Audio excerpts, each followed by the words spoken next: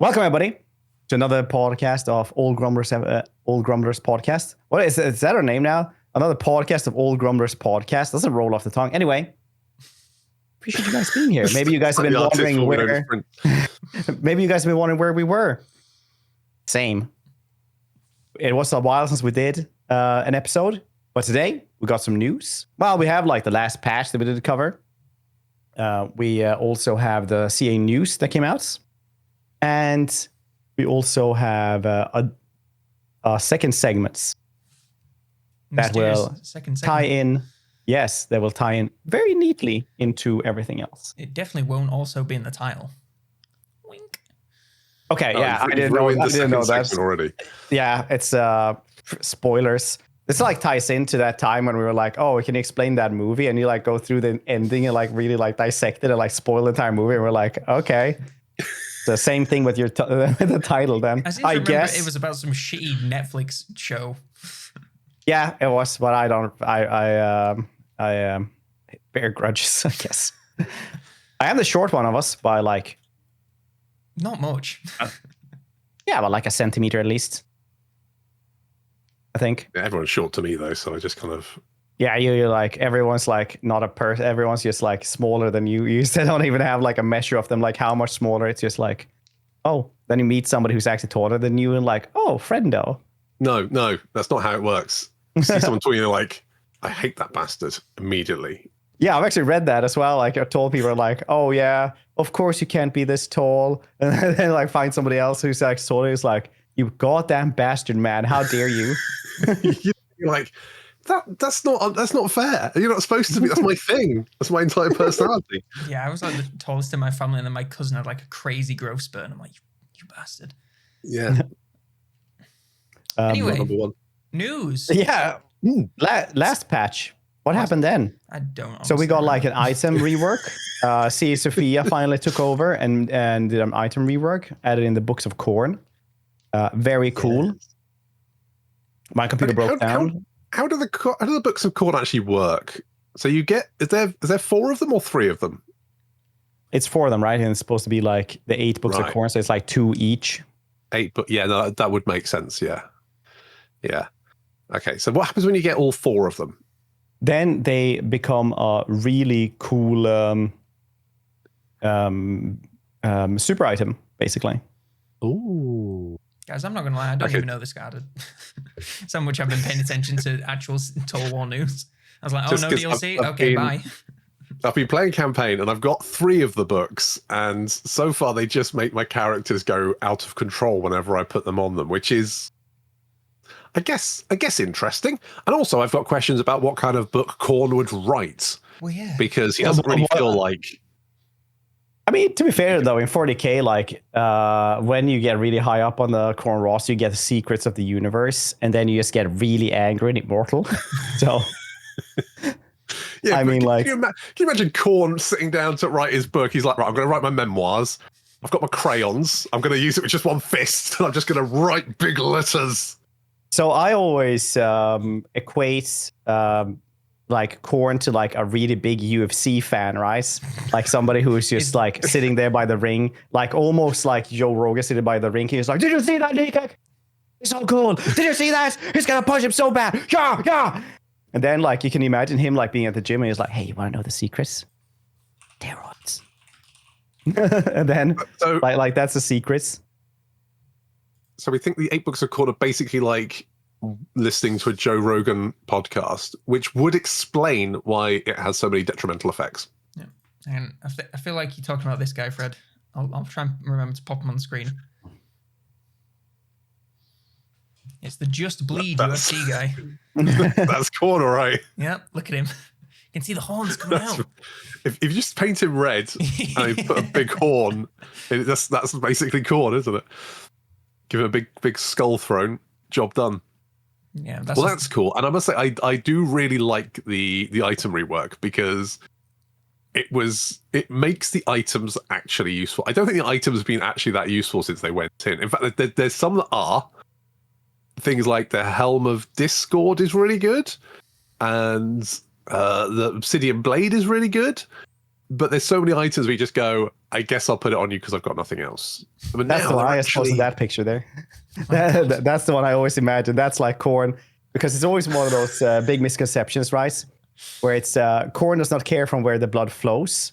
And it's one of those things that gets a little bit like weirded out because some Khorne fanatics don't really see it in a good way, but the real Khorne dudes like Valkia and people like that would be like, that's a skull worthy of the Skull Throne. And there's those stories of like Khorne warriors who won't attack, defenseless people can't fight. They're like, that's useless. I don't want to like fight that. So I just always see them like as somebody who just wants to see a cool fight. It doesn't matter if the Khorne dude gets beat up or the other dude. God, Khorne 1, Israel 0. Am I right, guys? Oh. Absolutely. I mean, I think the thing about Khorne being more honorable is sort of like the older lore, and in the newer lore, he's more just, I will just fuck everyone up. I don't care. So they do have like these. All the Chaos Gods do have their a good aspects of them as well, because the Chaos Gods encompass all aspects of human psyche and emotions and all of that basically. So they will have good stuff. It's just that since they all get reflected in the Chaos Dimension of the Warp and stuff like that, it's just the trauma is so much more heavy emotionally. So it's like, this is how I usually explain it. Imagine like the early AIs of the internet, right? When there's like, oh, this is a chatbot of like whatever, Facebook or something like that. And then always they become like slightly racist or something like this. And it's kind of like that with the Chaos Gods. They just become like more murderous because that's kind of the focus that they go on. But you still have to have a worthy skull for Khorne, for Khorne's Skull Throne. Speaking of the racist AIs, did you see that Elon keeps trying to make Grok racist, and it keeps being like, whoa, come on, guys, let's not do this. It keeps becoming woke. It's glorious to see in action. Yeah, he's wrestling with that thing, like quite a lot. Be more racist, AI. Be more racist. Your last name is Hitler. Hitler, wasn't it? No, I don't think Hitler. He's such a baby. Yeah, I'll admit I've gotten to that point in my life where I just like tune out of like Twitter now as well, just like I did with Facebook. I'm like, yeah, you know what? I use it for work sometimes, like sometimes for game stuff that I can't reach a publisher in some other way than via Twitter. So I might use it for that, but otherwise, like I'm pretty out of that bubble now, which is very nice. I jettisoned off Twitter because I was just like, I don't want to be on here. Yeah. So got rid of that. I mean, not on Facebook anymore. You just go into the replies of anything and it's racism bots, and then people asking at Grok, is this true? Well, bitch, like, the sky's blue. Grok, is this true? Like, look outside. It's great. I mean, there's some people that go, I'm still on Twitter because that's where you find like the best game news or something. I'm like, to be honest, if games companies are still posting on Twitter, they are posting to the wrong audience, because I think the only people left on there are racist assholes. So you probably want to come off that.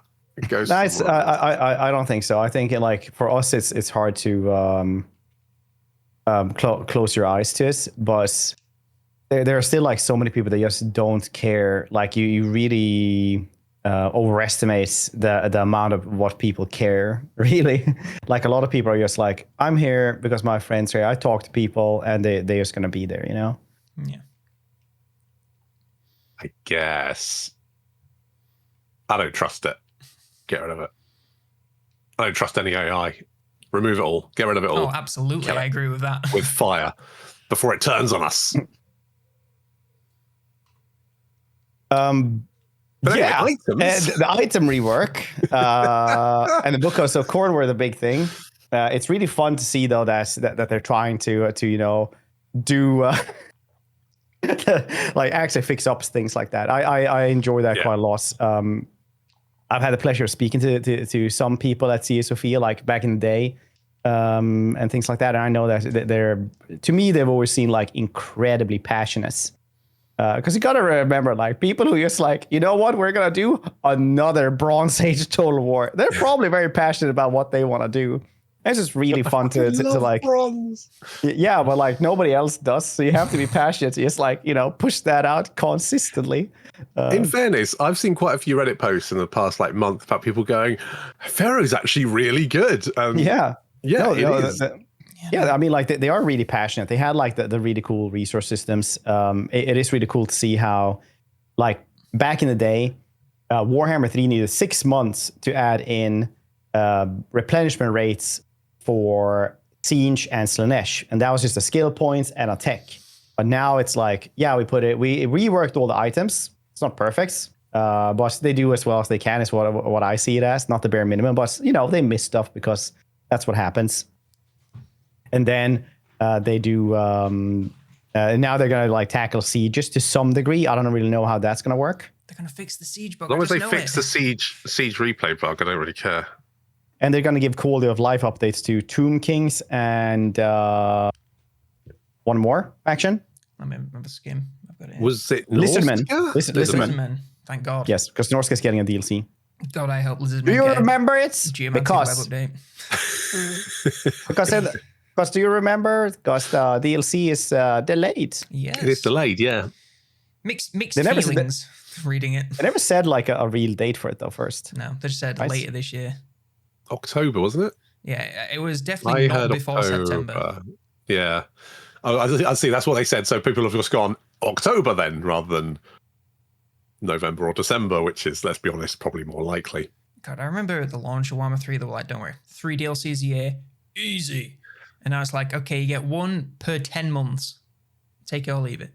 It really is, I think, going for the third Lord. I think if they're stuck with 2, I mean, it's 50% more work, surely, to add a new Lord with new mechanics and make it all good. Yeah. I mean, who are the Lords again? So we've got Aisling, we've got Drakkar, and... Dakala. Whatever her name is. Did you find it really weird how they announced the High Elves just at the end as, oh, by the way, it's High Elves and it's this guy. It's Bye. High Elves.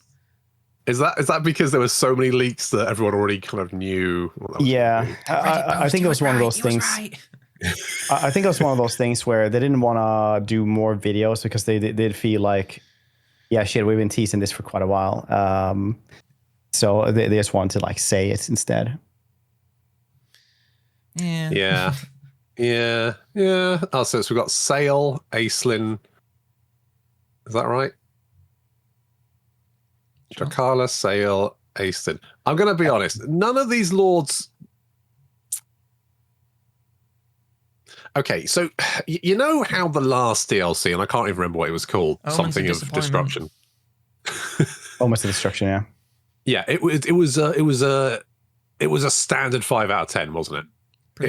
It was fine, but it didn't really have any characters people wanted. Like, it's not like, and I was thinking about this morning, and it's kind of like I guess the problem is that there's not much stuff that needs to be added to the game anymore. Because, back when we had like Scarstick being added, Scarstick came with squigs, and that was exciting because you go, oh shit, squigs, that's a big part of the Greenskin roster. It was missing. That's fun. It's kind of, you got the little bounty boys, you got the little squigs, you got the squig hoppers.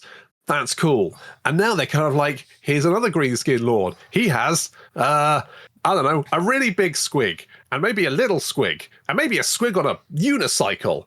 And I don't know what any of these do, but it sort of pads the roster out, doesn't it? And it kind of feels a bit like that.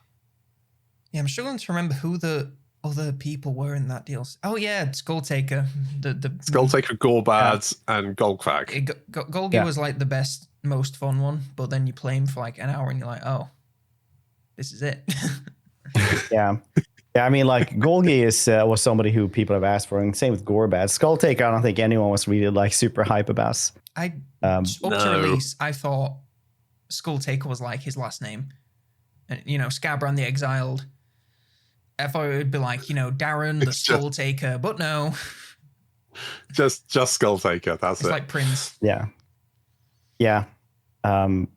No, I think there's always stuff to add. Honestly, like personally, I would love to see this game be part of like support for 10 more years, even if it's like sporadically. There's always more stuff to add. There is. I just worry that it's stuff like the War Wagon, right? Where I don't think I've ever bothered recruiting it in campaign because it's useless. There's nothing.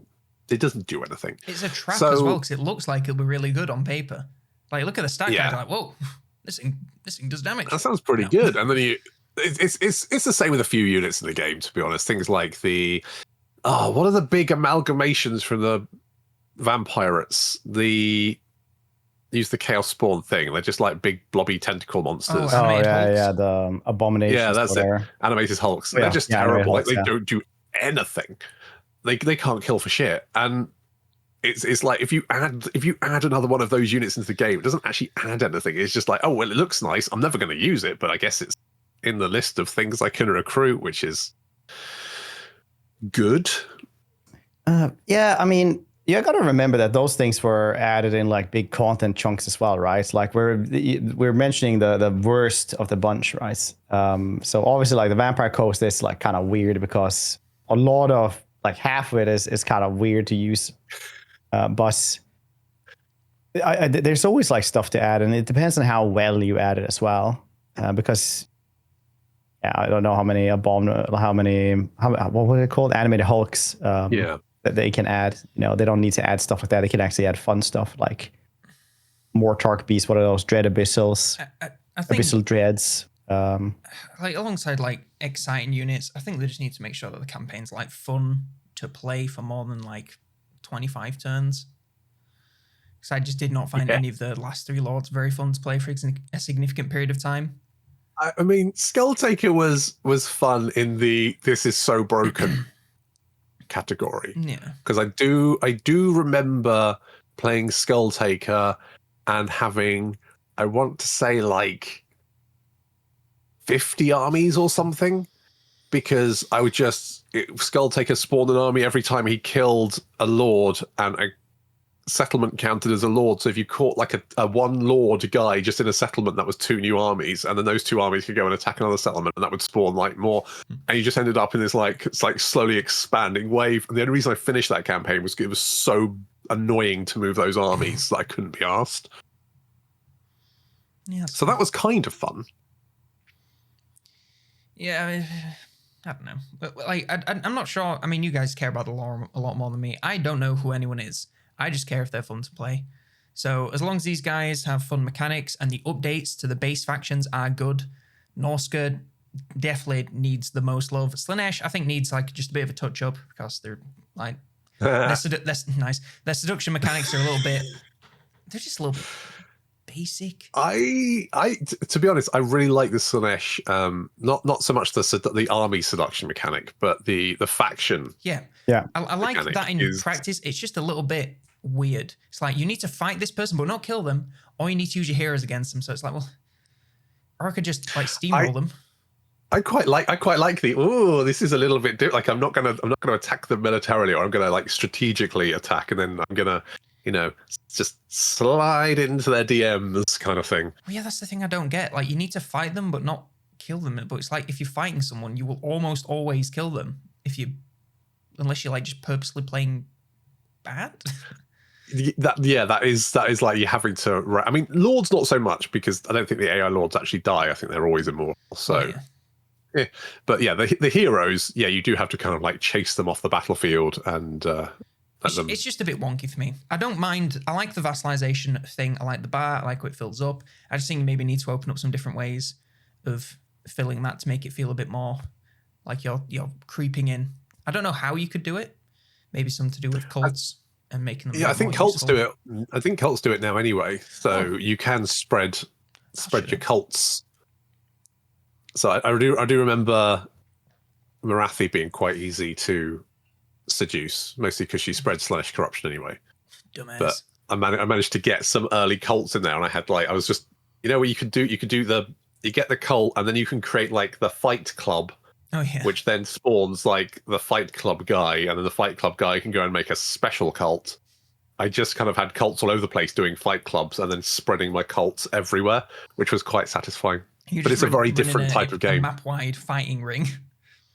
Yeah, but I just kind of figure they are fight clubs, because it's like, it takes 10 turns to train this guy. You know what I really like that I wish more, and this is obviously a tangent if you're watching this podcast.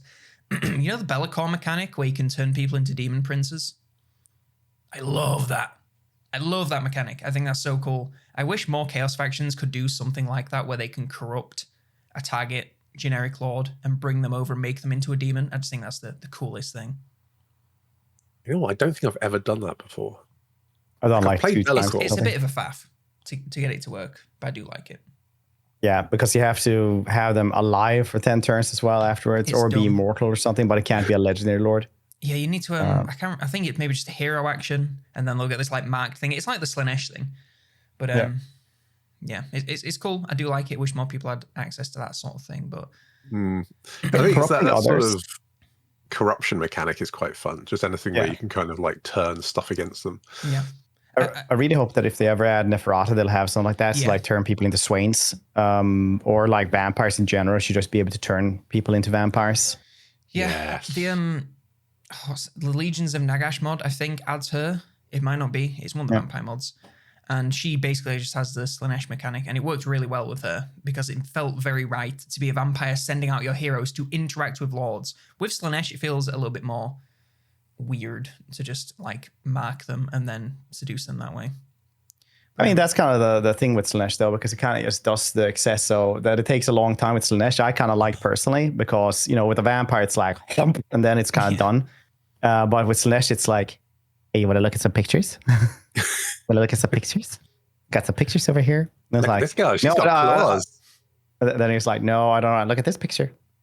Then you're like, okay, fine, let me see the rest then. And then you kind of just like go on a slippery slope down the Slanesh land, basically. I definitely like corruption. I like corruption in general. I think it's a very underutilized thing that I feel like could be used more in a lot of factions, especially Slanesh. But I will be very interested to see how they change high elves. Because I'm trying to think like what I would really change about them, and I know high elves is kind of solid for like a basic. You've been faction. playing a lot of SFO lately, right? And I think Venris does really fun stuff with the high elves. I literally won't really play the high elves without the Phoenix Courts and or SFO. The Phoenix Because, Court for example, rocks. I love that mod. like SFO does it, for example, like Tyrion, he gets like a faction bonus for everyone he manages to confederates, which on Legendary won't be that many because they get wiped out really goddamn fast. But they all get like really cool stuff. Teclis, I know, used to guess like a bunch of stuff for his to be like a better mage. And they just get like cooler stuff, especially like those two brothers. It's really cool. They can definitely add more. That sounds quite cool. Yeah, I'm Got got a to SFO. high elves yet in SFO. That they are on my list. I'm going by what people suggest, and people keep suggesting factions that don't have any changes. Like I did Warriors of Chaos. Yeah. And like there's basically nothing that's changed, like very very few things, because it doesn't need it. And then people keep commenting for Chaos Dwarves, and I've like been messaging Venris, and he was like, yeah, Chaos Dwarves don't really have much change.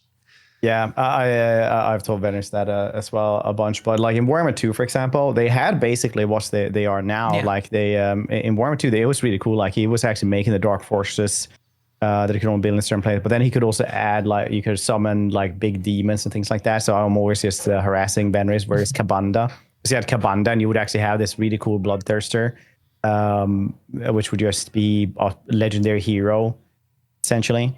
And it was really, really cool. But some of the factions are fairly similar, but balanced for SFO. Yeah. But I would definitely recommend you like vampires, high elves, dark elves, really good as well. Is Kabanda the Blood Angel? Bloodthirster. Yeah. Yeah.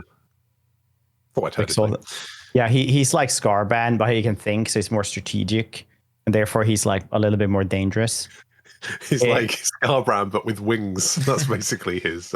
Yeah, but also like he's not, because Scarbrand, people forget he has brain damage in the lore, like literal brain damage. He's a rage monster that he can lead armies and stuff like that. Is like changing of the lore in this one in like the game, because he wouldn't do that in the lore. Like in the lore, he just shows up, screams at stuff, and just like smashes it and stuff like that.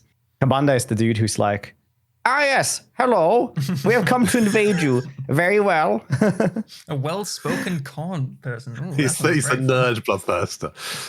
Yeah, almost. But he's very strategic, and in the Warhammer world, if you are strategic and can think, that is counts for a lot. For example, like in there's one segment man-fed. I know everybody's going to be like, that's a trigger word for something. Man-fed.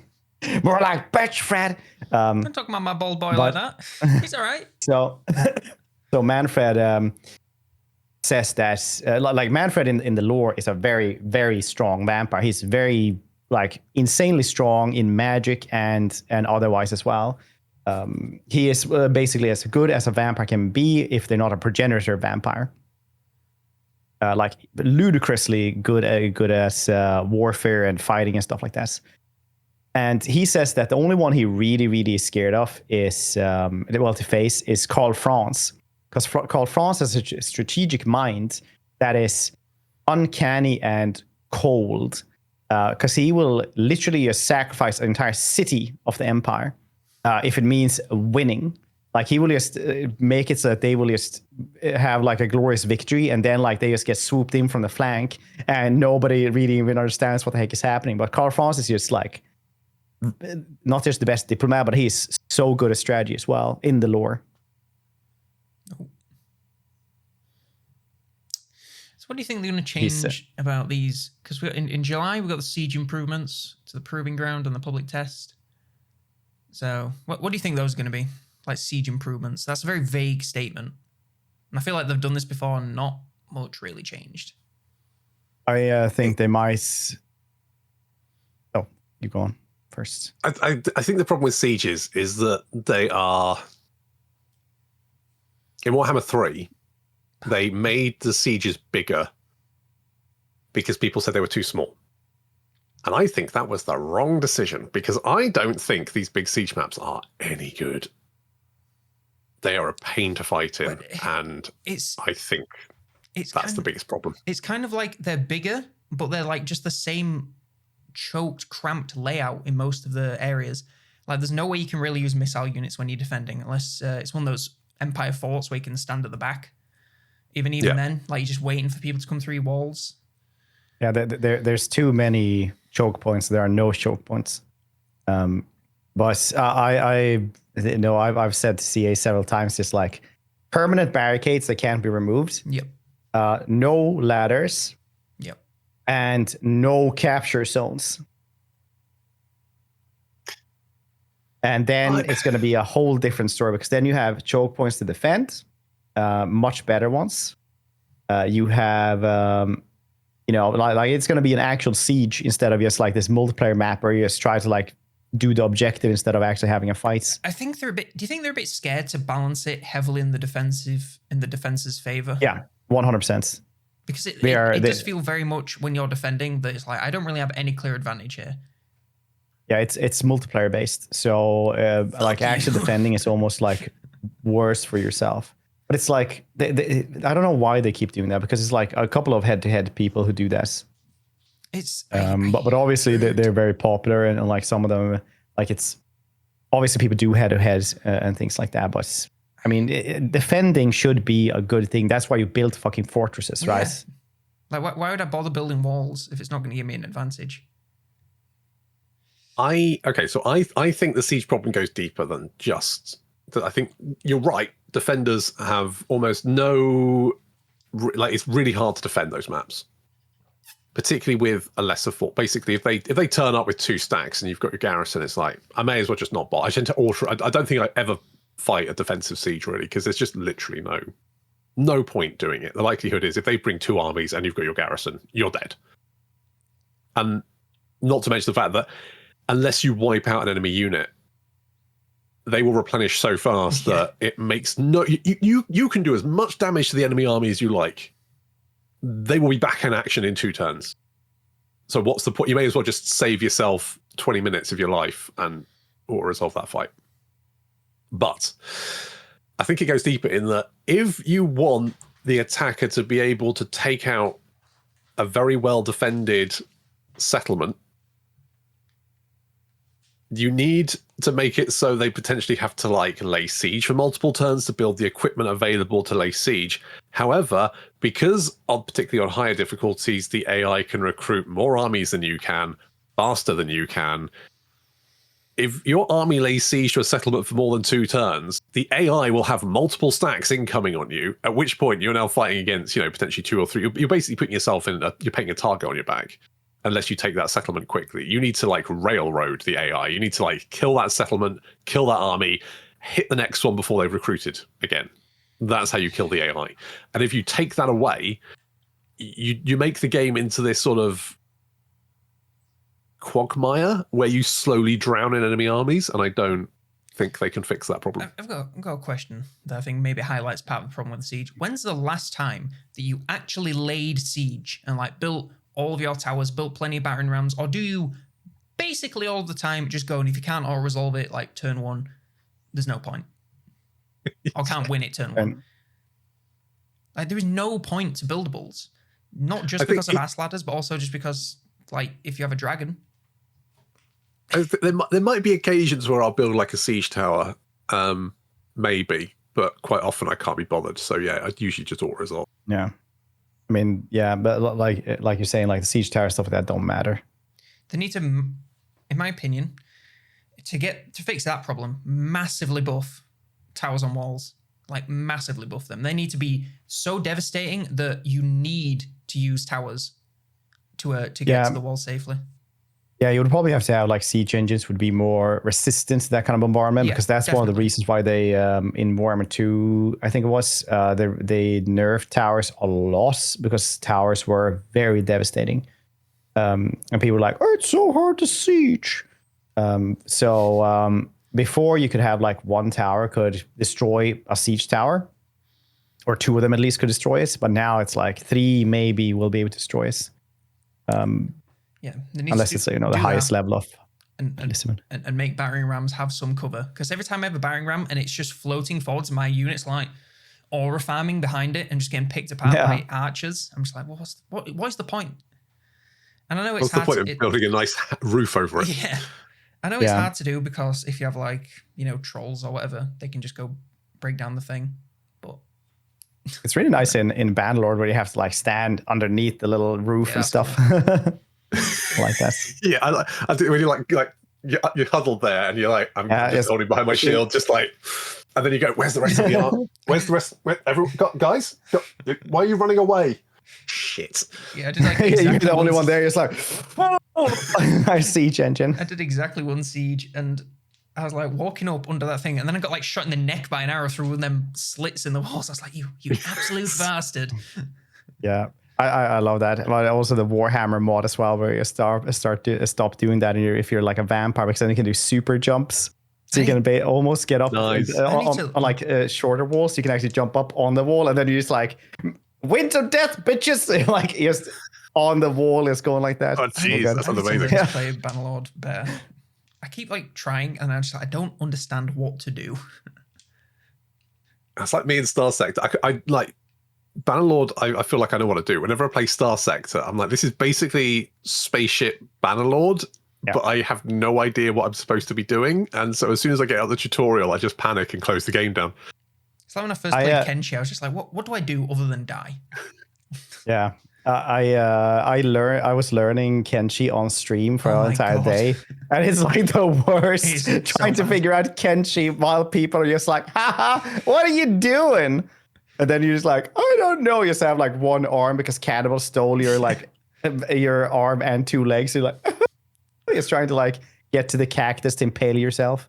But Bannerlord was one of those it's so funny because in IGN I think gave Bannerlord a 6 out of 10 or something, and I got offended because I love the game so much. And I was what the heck is that? 6 out of it's a 8 out of 10, 9 out of 10. It's great. And the reasoning was everything else except for the battles suck. The taking care of settlements and castles suck. Trading sucks. Recruiting ain't that fun. Walking around the map, diplomacy hardly even exists. I was okay, I can see that. Okay, I can see your reasoning, reviewer man. And yet, despite that, 8 out of 10. Yeah, but the Warhammer mod is okay, so all these things suck. So all your money is gonna come from loot now from now on. Okay, so you go out ahead and you have your little fights. And you're like, okay, Warhammer mod, I'll do that. I'll do my fights. And then you're like, you can get a cannon as well. Or now I'm gonna have to download this, aren't I? Anyway, I did try it sieges. once before, and I got in trouble for being a necromancer and raising the dead. And I was like, what's the problem with that? Surely that's a normal. That's just like going down the shops here, isn't it? This is a fucking vampire settlement. I mean, But yeah, they don't like that. But now it's easier because now I think you get like raised dead really early on necromancer as well. So once they're like, hey, what are you doing in that graveyard? You're like, raised dead, and then you just like have a bunch of skeletons, and you just like rattle them, boys. I just got upset that they were very angry at me for raising dead in a vampire settlement. It's like, sure, it's just like a normal thing to just like taking the kids out for Saturday. You go down, you raise the dead. That's just what's your problem? You are dead. I didn't raise you. So in conclusion, we would improve sieges by by making them better. Making siege engines actually good and have a use because the entire I think it's just such a cluster of like problems right now. So you have like sieges where siege engines aren't needed or fun or anything like that, and you have like settlements that aren't defensive in a good way. Because a good siege, a good defensive position should be able to be defensible with a smaller force against a larger force. Because the settlement should be the advantage. Right now, it's just so weird. So most of the time, I just don't even like. It's 50-50 if I even hold the walls. Yeah, the walls need to be get rid of ass ladders. That fixes one problem immediately. Makes siege engines much more important. Make towers much stronger, make siege engines much more important, part 2, and means that, like, just because someone has flyers doesn't mean they can instantly get there. Like, give us some sort of, like, medieval flak cannon that just fires, like, a big barrage of arrows. Or maybe just, like, flak shells, that'd be fine. Make more choke points, but, like, no, fewer choke points, so that they actually matter, and make the streets wider. And basically just make them not shit. That would help. I think the other problem they have in Warhammer is the fact that there's a lot of settlements. Like in most places on the map, you can go from settlement to settlement in one turn. Oh yeah. Which means that you tend to fight a lot of sieges, or at least auto-resolve a lot of sieges and settlement battles to take those settlements. And I think that's kind of a problem. I think they need less settlements, to be honest. I think it needs to be that. I don't think every patch adding yet more cities into the Empire is necessarily the best option, because they seem to fucking love doing that. Like every DLC is like, we've added 5 new settlements to the Empire, and now they're literally touching each other. They also need to fix the capture points as well, because capture points are useless. Or not useless, they're too good basically, and you can't defend all of them, and it's just like it's just so bad. There is rework those or remove them, I guess. Do you mean for like immediately getting rid of towers and stuff when they're built in that area? Those ones? Yeah. Because I don't know why the towers are like everyone is like, they stood there for 30 seconds. All right, like just pull the lever, then clonk, and then like, I guess. And it's like clonk, and then it's like they all fall down to the deaths. It's like, what can you do? Rules are rules. Damn it, we left the remote detonator for the charges at the bottom of this tower at that control point. What I really hate is there's that Cathay settlement, the one which has like the small section of wall at the front with no towers on it. Yeah. That one. But further back into that settlement, you've got quite a central defensive point, except the towers at the front of that defensive point are actually connected to the control points at the front, which means that if you go, okay, I'm going to pull back, your towers just go crumble because they've already taken the 2 objectives back there. And you're going to think, what was the fucking point in... Yeah, the towers are a mess. A lot of the towers also get blocked still. Well, not a lot, but a couple of them get blocked by just the settlements, like the Slaneshi things. Yeah, fix that. Just let them shoot through. I don't give a shit if a fireball goes through a building.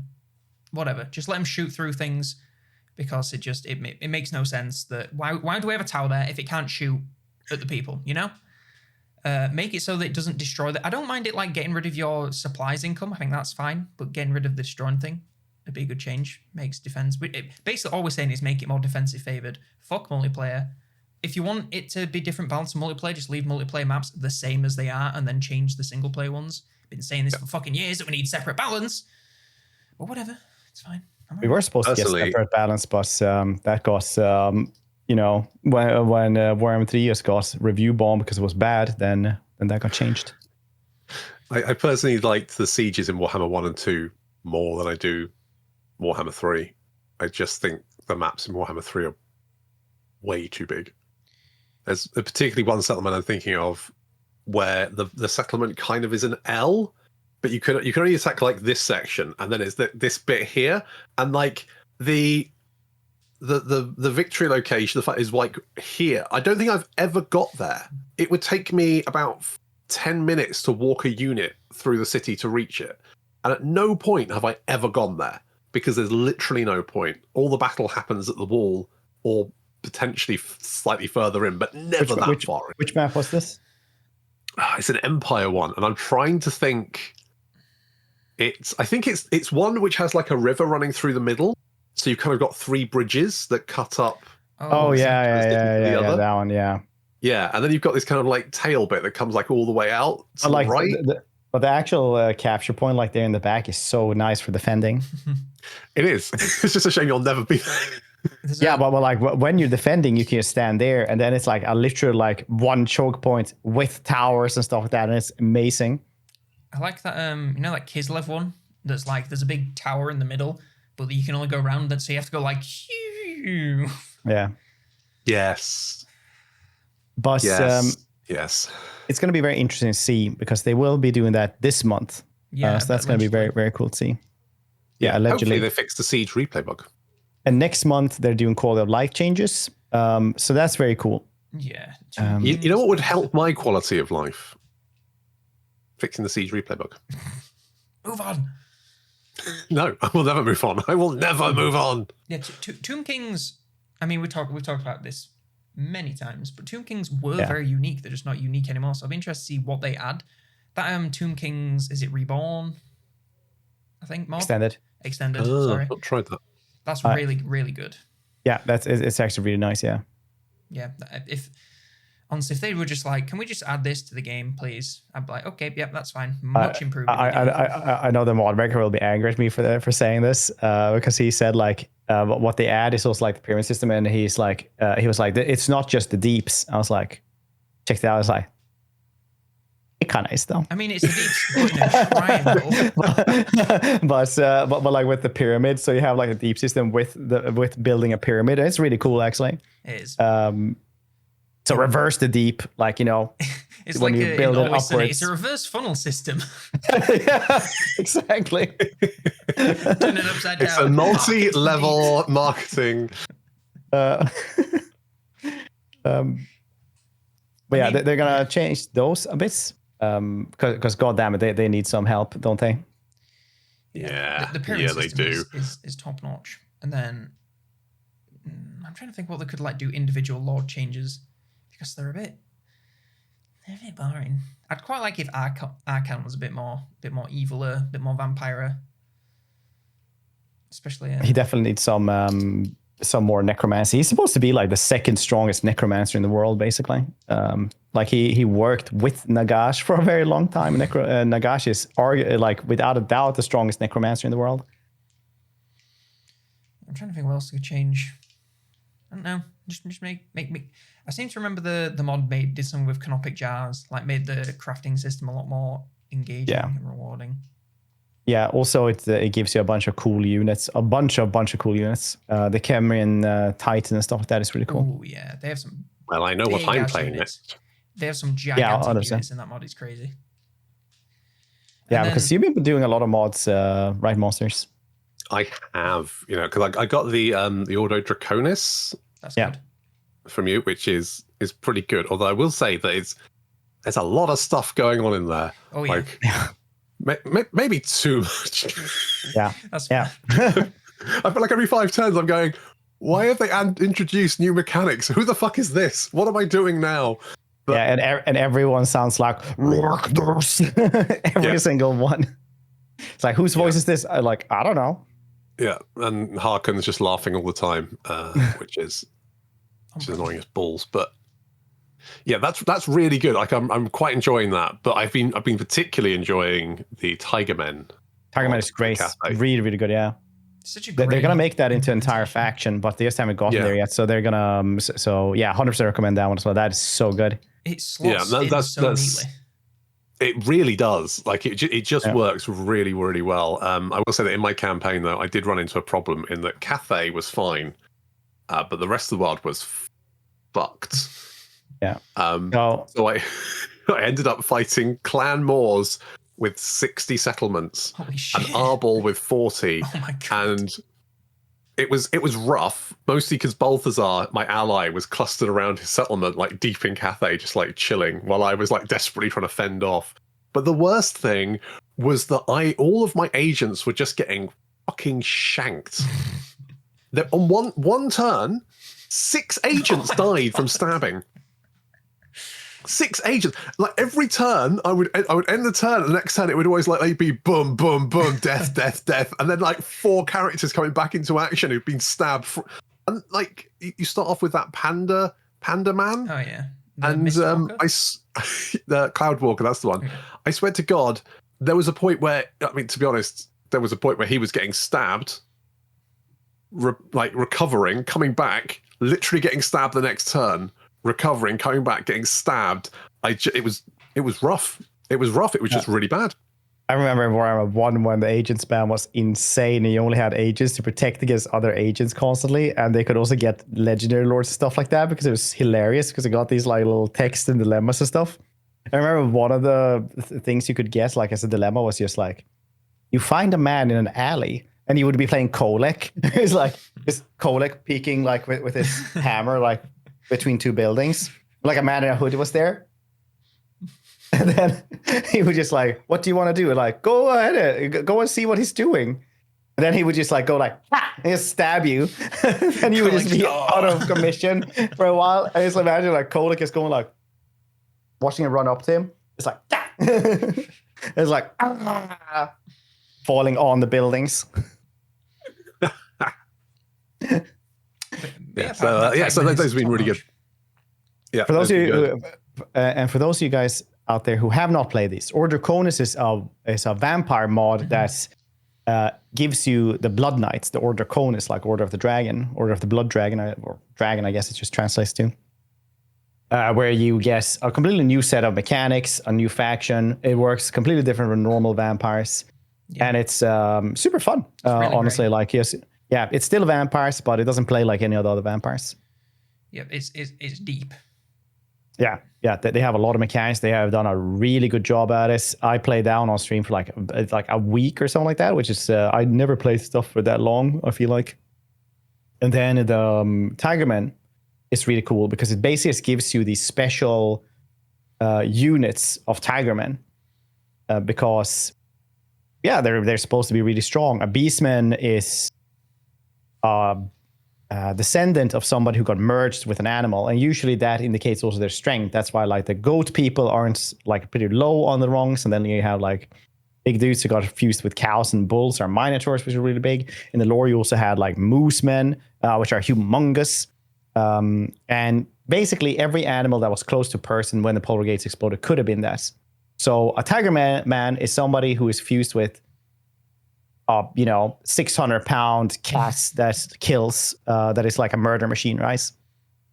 So you have a new unit capacity for these, and there are like 30 to 15 dudes like of these in every squad, and they're really strong, but unit capacities takes a while to guess, but it's really fun. It just fits into the faction surprisingly well to just add them in. Yeah, their roster, I find the Cathane roster vanilla to be a little bit boring outside of gunpowder spam, so adding these guys definitely is a welcome addition. Gives them a bit more variety.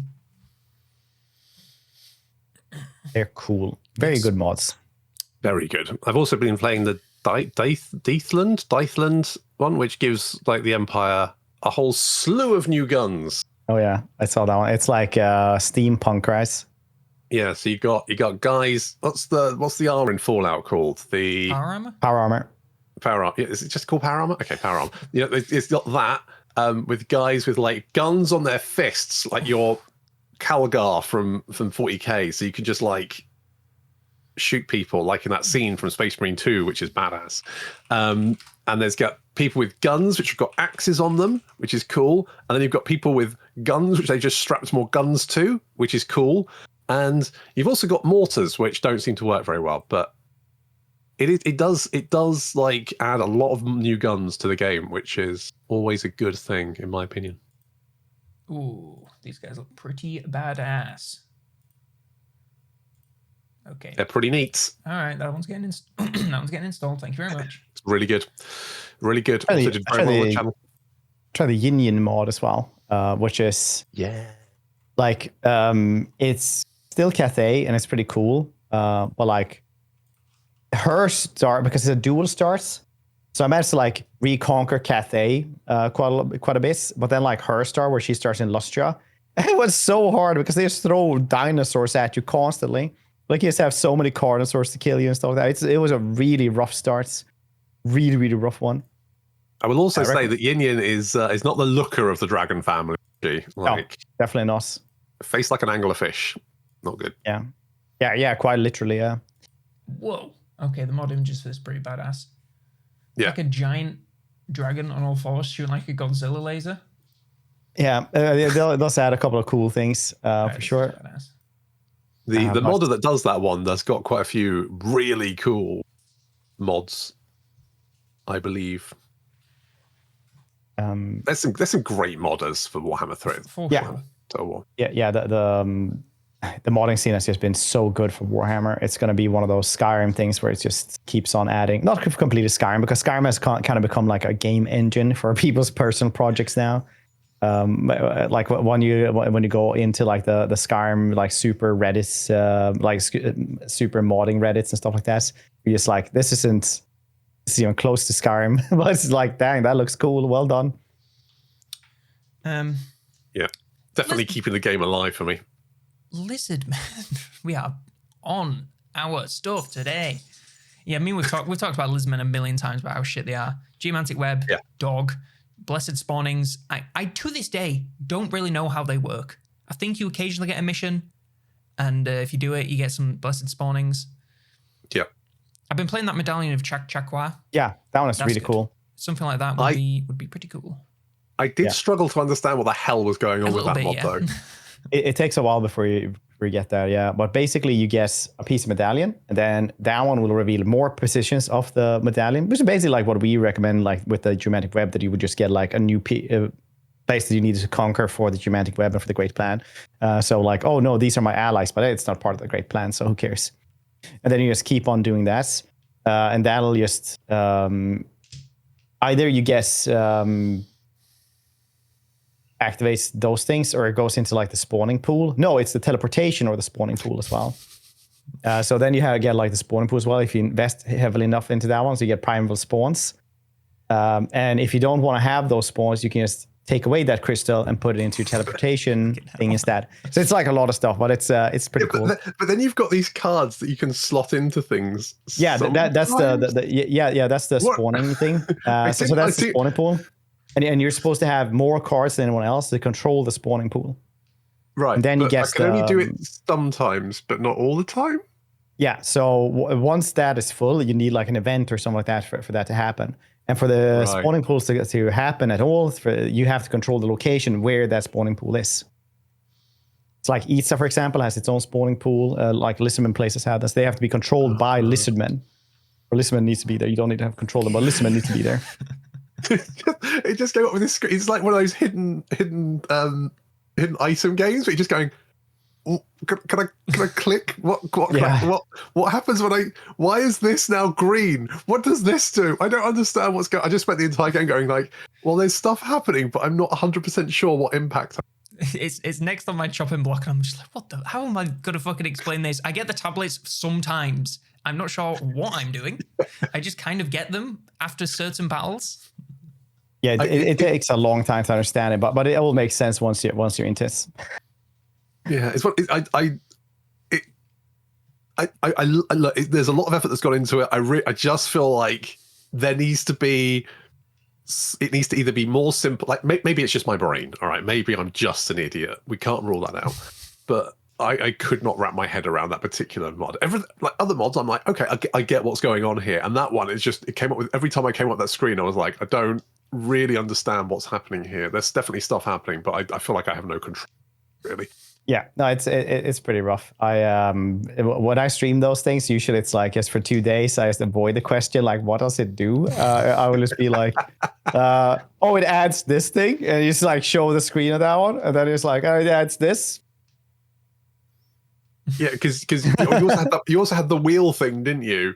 But there's gems that you can put in there, but also like I never really quite understood what was going on. But I liked it.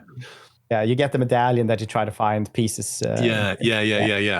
So I mean, The most important bit about that one though is a really cool thing because it will actually add in primeval spawns. So once you have a spawning pool and you control that spawning pool, or like Lizardmen own a spawning pool and you control that spawning pool, you get the primeval spawns. Primeval spawns are basically blessed spawnings, but more reliable because you're gonna get like a little chunk of them every 10 turns or something like that. And it's really good because it's just nice to have, because you realize how bad blessed spawnings are.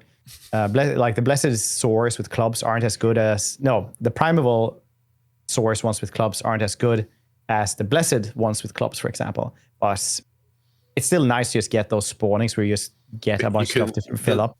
The cards give them buffs, don't they? Yeah, that as well. Like depending on what cards you put into the spawning pool will also give them buffs, but only sometimes. Yeah, there is like a video which explains what the mod does, but it is half an hour long. I feel like if you need half an hour video to explain a mod mechanic, it's probably a little bit too convoluted. I love the text it shows at the start. I'm just like, buddy, I love the mod. The shit ain't explaining anything. It's well, you know, if you have a half an hour mod video, you just put it in 2 times speed, and then you have it in 15 minutes. Yeah, that's why modern problems require modern solutions. I listen to this podcast in 5 minutes.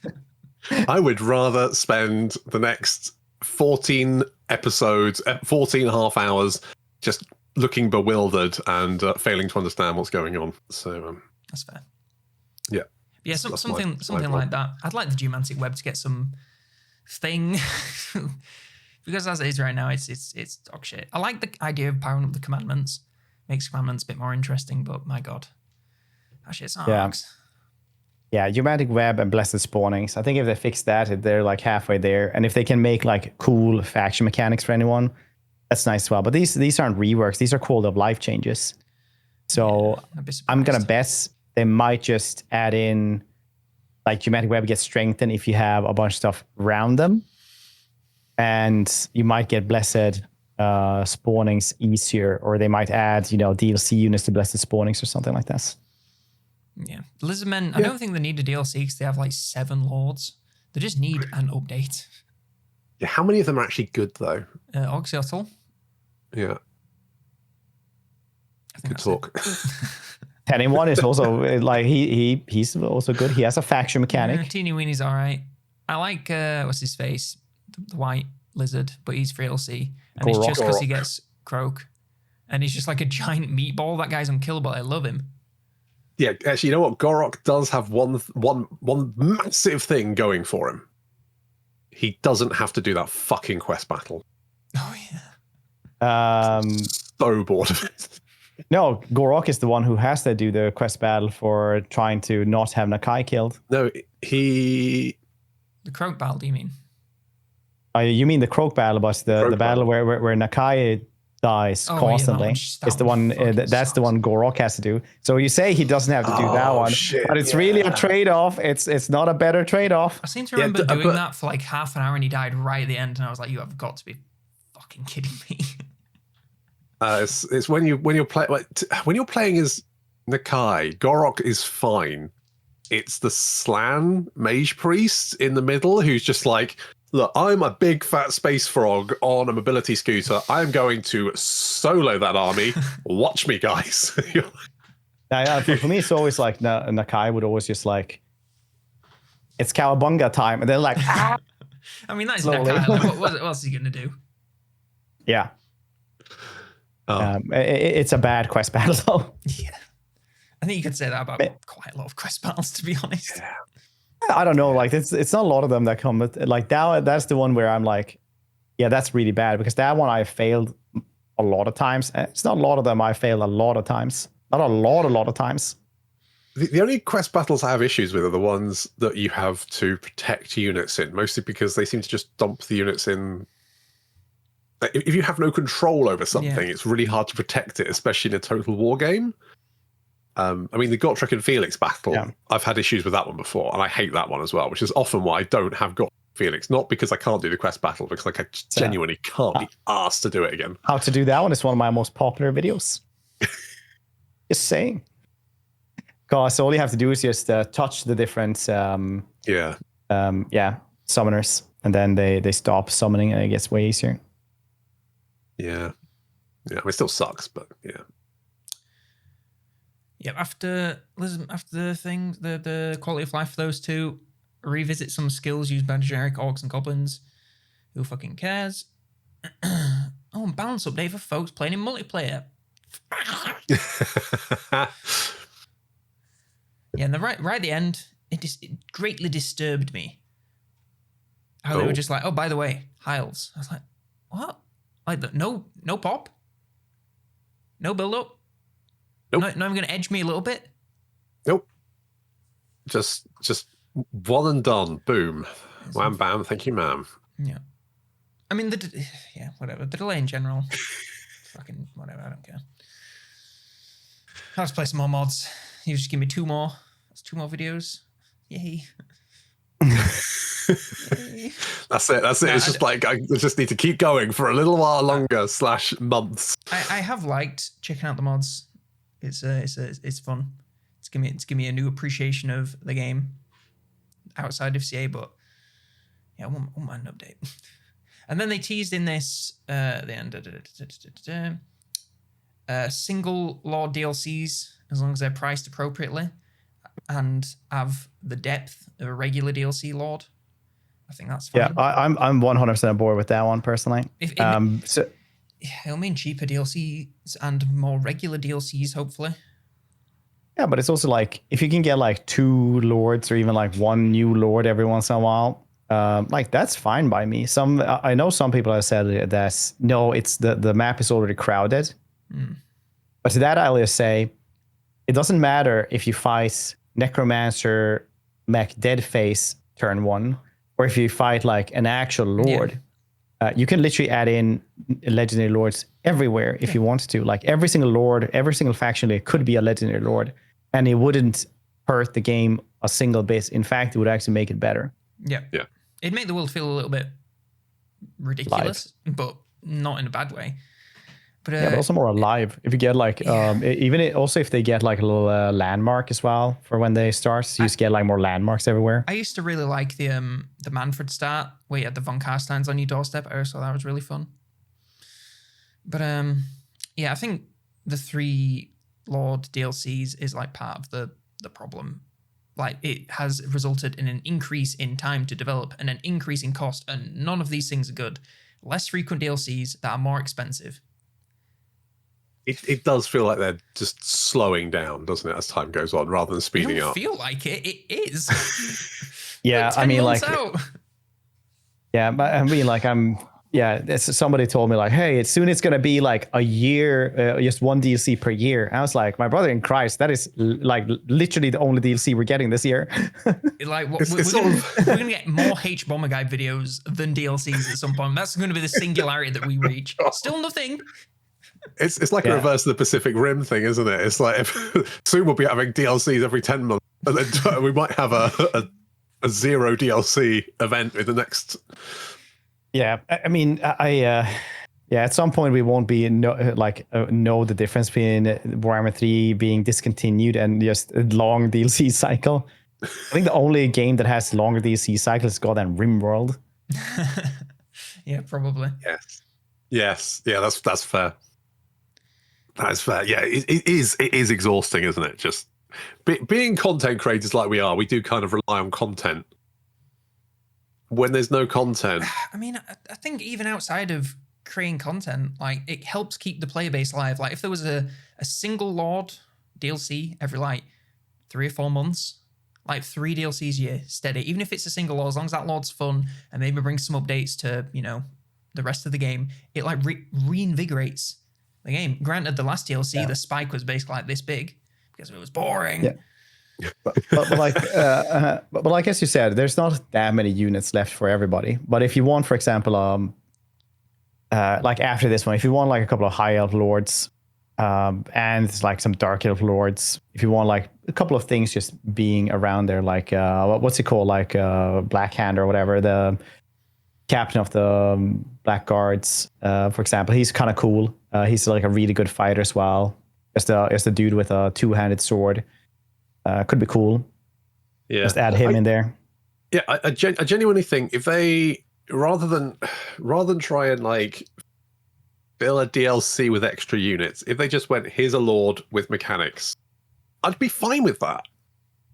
I would be let's have War Wagon Will. He's crazy for war wagons. He lives in the middle of the sea for some reason, and he has wagons with extra war wagons on top of them or something, and he's just, you know, he's got a war wagon mechanic which it makes you can like strap war wagons together to make a big war wagon which turns into a giant war wagon that kind of like a big robot thing. That would be quite cool. Go with that. That's fine. I don't need you to add an extra unit with it. Just give me War Wagon Will. Yeah, I personally Current Darkhand is what I was thinking of. I thought you were on about Morgan Blackhand. I personally do not give a single fuck about units. They're nice. I like when they're, you know, if they're needed. I like a couple of them, but mechanics just make fun characters to play in the campaign. Because units I can use on anyone. That campaign, I can only get it there, so it makes it a lot more interesting. And I completely understand how some people would see it the opposite way, that units are more important because you can use them with everyone. But that's just me. Yeah, I mean, units are cool because you get new toys in a toy box, but sometimes you just need new ways to play them instead. Yep. Yeah, exactly. Just yeah, do that. That's fine. And you know what? That would probably cost less. The DLC would cost less. It would be quicker. Let's just do that instead. And then all your artists can be working on whatever other Total War games you're currently hiding away. Speaking of which, the most exciting news, well, the only exciting news in this, let's be honest, is next year we'll return with one of the biggest Total War content packs ever created in the trilogy, alongside some free content. You'll get to see some of this nice and early as part of this year's 25th anniversary showcase. End times? It's going to be, yeah, I was going to say, it's got to be end times, isn't it? They're going to bring Nagash, Thanquol, it's going to have Neferata. It's about fucking time. That's what the leak said, right? Because the leak has been fairly accurate so far. It has been fairly accurate. I do really question why they had some event in, what was it, Beijing or something, China, Shanghai, and why they did it there. It just feels really weird, but I guess it's a big player base, so maybe. Where are Sega offices? I don't even really know. I thought Sega was Japanese. Yeah, it is. So I mean, they probably just have like firms that help them out, and then they just make them a little bit everywhere. They probably have a couple of those. Yeah, probably. But yeah, so it would make sense. That would be my first guess. Is it's definitely going to be something end times related, and we're going to see a whole bunch of. I mean, because the end times does really rejig the Warhammer world by blowing it up mostly, but it certainly does rejig it. So, do you think end times new map? I mean, what they always. Like I've always said this, people might hate the end times lore, but they would love the units and like playing it.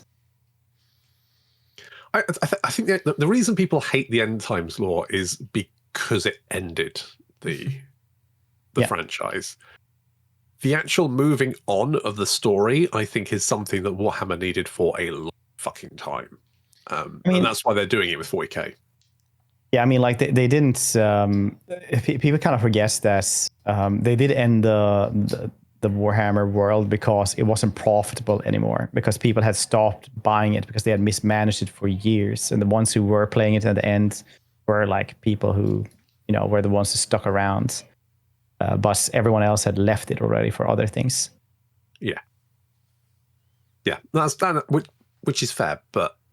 Yeah, blowing it up obviously caused some, but I think particularly because they really mismanaged the whole blowing up the Warhammer and bringing in Age of Sigmar, and that's still quite a stigma on Stigma? Age of Sigmar. I mean, Yeah, it's Age of Stigma. I mean, it's getting less and less so, because at the early on it was like, oh, the lore isn't as good. Like, no, they don't have 30 years of lore, but it's getting fleshed out constantly, and it is much better now. Even if you don't like Age of Sigmar, or you don't know anything about it, but still want to call it Age of Shitmar, then like that's fine as well. But it is getting better. Yeah, it definitely looks. Well, I think the minis particularly look amazing, and I think they are doing more with the lore. I don't really care that much about Age of Sigmar, but I don't hate it. It's just I just don't. Tell me you didn't love acclaimed game Realms of Ruin. I like the Gotrek games. No, books. I mean, they're always nice. Yeah, I do remember listening to the first Gotrek Age of Sigmar Realm book, Slayer or whatever. Yeah, and it starts with a preamble which just sounds like the worst fantasy word salad. Yeah. It just like for the first 10 minutes, it's just going on about things. I'm like, you're talking like, in the age of Blungla with the great mountains of Shunglung and I'm just like, all of this is just noise to me. I don't know what you're trying to tell me compared to, that's actually how, more.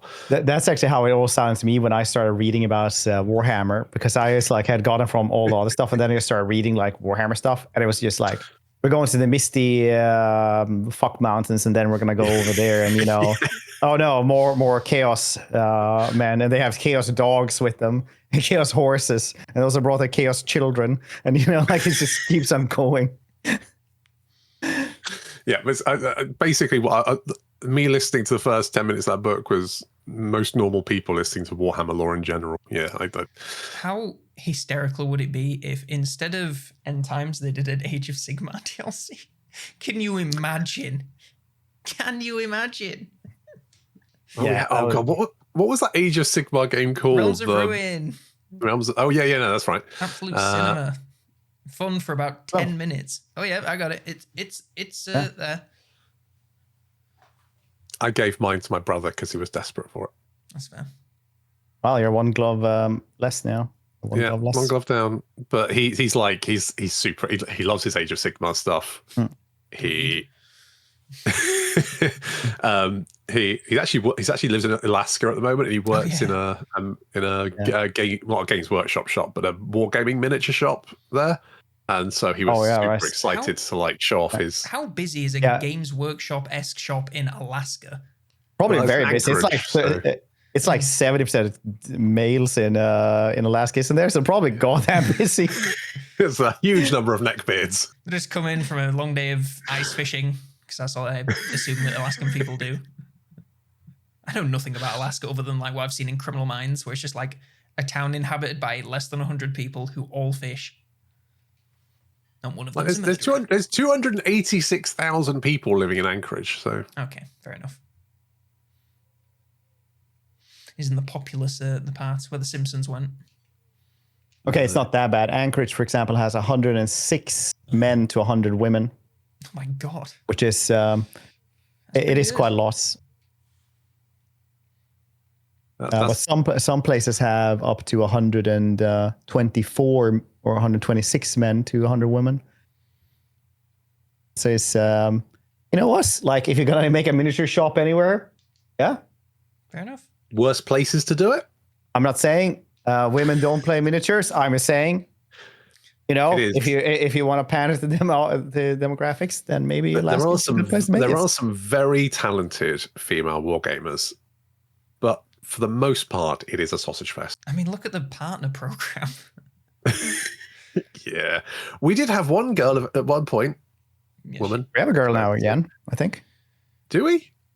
Yeah, new ones, but I don't want to go into those things. I don't know if it's. I would love to see more female content creators for Total War, because I think it's just something we don't have, and there's just a different point of view on it, and I think that would be. But alas, it is mostly male dominated. Just make a VTuber one, and you can just, Excellent idea. Yeah. I think there is a VTuber that I seem to remember seeing someone that was a VTuber that joined. Yep. She's the girl that got invited. Cleo. Shout out to Cleo. Cool. Welcome. Excellent. Welcome Great to this content creator. barren Actually, cave she's of nothing. she is actually fantastic as a content creator. Really good. So That's awesome. Big DLC coming, probably end times. We'll talk about that more when we get this 25th anniversary tease. But, 1 hour, 20 minutes in light of nothing new in Warhammer, I thought I'd spend the end of this, instead of telling you what we've been playing in the normal way, we're going to try and pitch to you what you should be playing while not playing Warhammer 3. Obviously, I thought it was just going to pitch to each other. Well, that too. But, the audience can also take part. Get out your notepads for scores. But obviously you can play mods. We're not going to talk too much about that because we already have. But other games. So does anyone have one in mind to start, or shall I lead the charge? You can lead the charge. I know what you're going to talk about as well. Yes, you do, because I've been yapping to monsters about this the other day. Captain of Industry. Check this one out. So it's I like my factory games. I like my Factorio. I like my Satisfactory. Captain of Industry is kind of like a real-time strategy city builder factory game. The city building is very simple, so don't get scared off by that. But you just crash land on an island with a few trucks, a few people living in shipping containers, and you have to build up as an industrial scheme with real-time terrain mining. So when your excavators dig up a bit, it affects the terrain. It all comes tumbling down.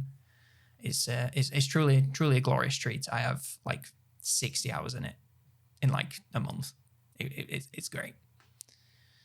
Sounds like the American dream. You rock up on a pristine island and then you just Destroy annihilate it for its raw materials. Yeah, pretty much. It's really fantastic. There's trains got added in the recent-ish update. There's space stuff, so you can send rockets up and they bring down meteorites, and then you harvest them for materials, which I just think is the coolest thing. Haven't got there yet because, by God, it's hard. So it's definitely a tough game, and the pipe mania is disgusting. You can have pipes can go up 5 levels, I think, and you can just have your entire just walls of pipes. Is it like the Soviets? What was that one called? The Soviets Union. Yeah. Oh yeah. Yeah. Is it like that one where you have to make a train schedule and shit? How do the trains work? Because I hate trains in all games. It is by far the simplest train system I have ever seen. As long as you have dual tracks going in opposite ways, your trains will almost always just work things out. Occasionally, when I got to a lot of trains and my main highway was getting clogged, I had to do some manual telling people where to go. But that's just me being poor at planning.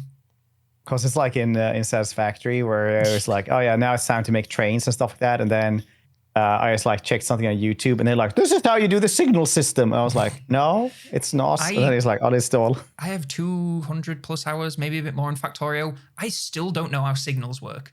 I place them and I think I'm doing it right. But then my trains just crash into each other. I'm like, well, what have I done wrong? But that's kind of like me playing Transport Tycoon, to be honest. Yeah, the train system in this is very, very simple. They've done an excellent job. It's a very small team that makes it, I believe. And in one of their blog posts, they said, we realized it was very bold to go with a signal-less system, but you just don't need it.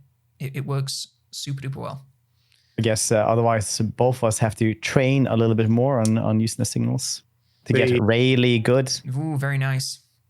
But I think the thing that I love most about it is that instead of in Satisfactory and Factorio where you place the things, then they're just there. In this, you can plan out using ghosts, and then when you unghost it and unpause it and order the construction to start, all your trucks will go over to your construction materials, pick them up, drive them over, and then you'll see scaffolding appear, and then things will be built, and then it'll come down. No, I love it. So setting a giant construction to be built all at once, and then just seeing it slowly come to life, it's fantastic. There is still conveyor belts and such. There's actually 2 different kinds of belts, and then pipes, and then molten things, but it's a lot less belt heavy than Factorio, where you want your central line or central bus of all your stuff.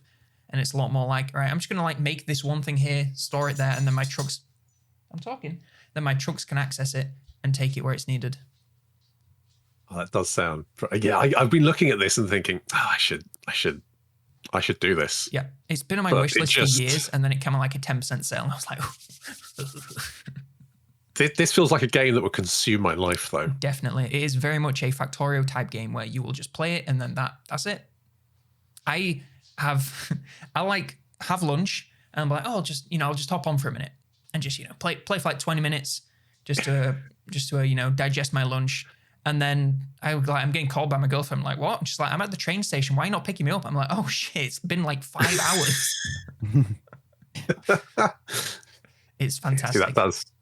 See, it's on my wish list, and I've almost bought it several times, and I keep thinking, I can't. It scares you. I understand it. It scared me too, but baby, come on, join the train side. It's so good. This crack cocaine is so Moorish. Try some. One rock, please. It has that classic factory thing where it's like there is never nothing to do. Very rarely, once you get out of the early game, there is nothing to do. It's like, right, I've got to fix this. Oh, I'm running out of diesel. I need to upgrade my oil thing. And then once you've done that, oh, I'm running out of maintenance. I need to do all this. And oh, I'm running out of trees. I need to deforest more of the landscape. And then as soon as you finish that, oh, my iron mine has dried up. So now I need to open up another one and then need to connect that to the trains and get that going. It never ends, but in the best kind of way. All right, fine. I'm buying it, but on your head be it. I apologize. People that watch Monsters, I apologize because you ain't getting any more videos other than this. Ever. No. People on my channel That's as well, fine. get ready for more videos on this because I did one I might. and it died and then it came back to life. I might tell you what, after I finish Rogue Trader in about 4 months, I might stream some of that. Yeah, truly fantastic. Rivals. I don't think it's better than Factorio, but I don't think it's that much. I don't think it's like much worse. I just think it's a bit different. So it depends what you like. If you like doing everything by yourself until you get to robots, Factorio. If you like more of a chill, laid back, let other people handle it and less running around, then this is the way to go. It's also in early access, so it's still going to get updates. It's Fred, you're on the page. My Steam's on a different thing. But yeah, it's planned early access for, I think, in maybe like another year or so. And they're just going to keep like adding things.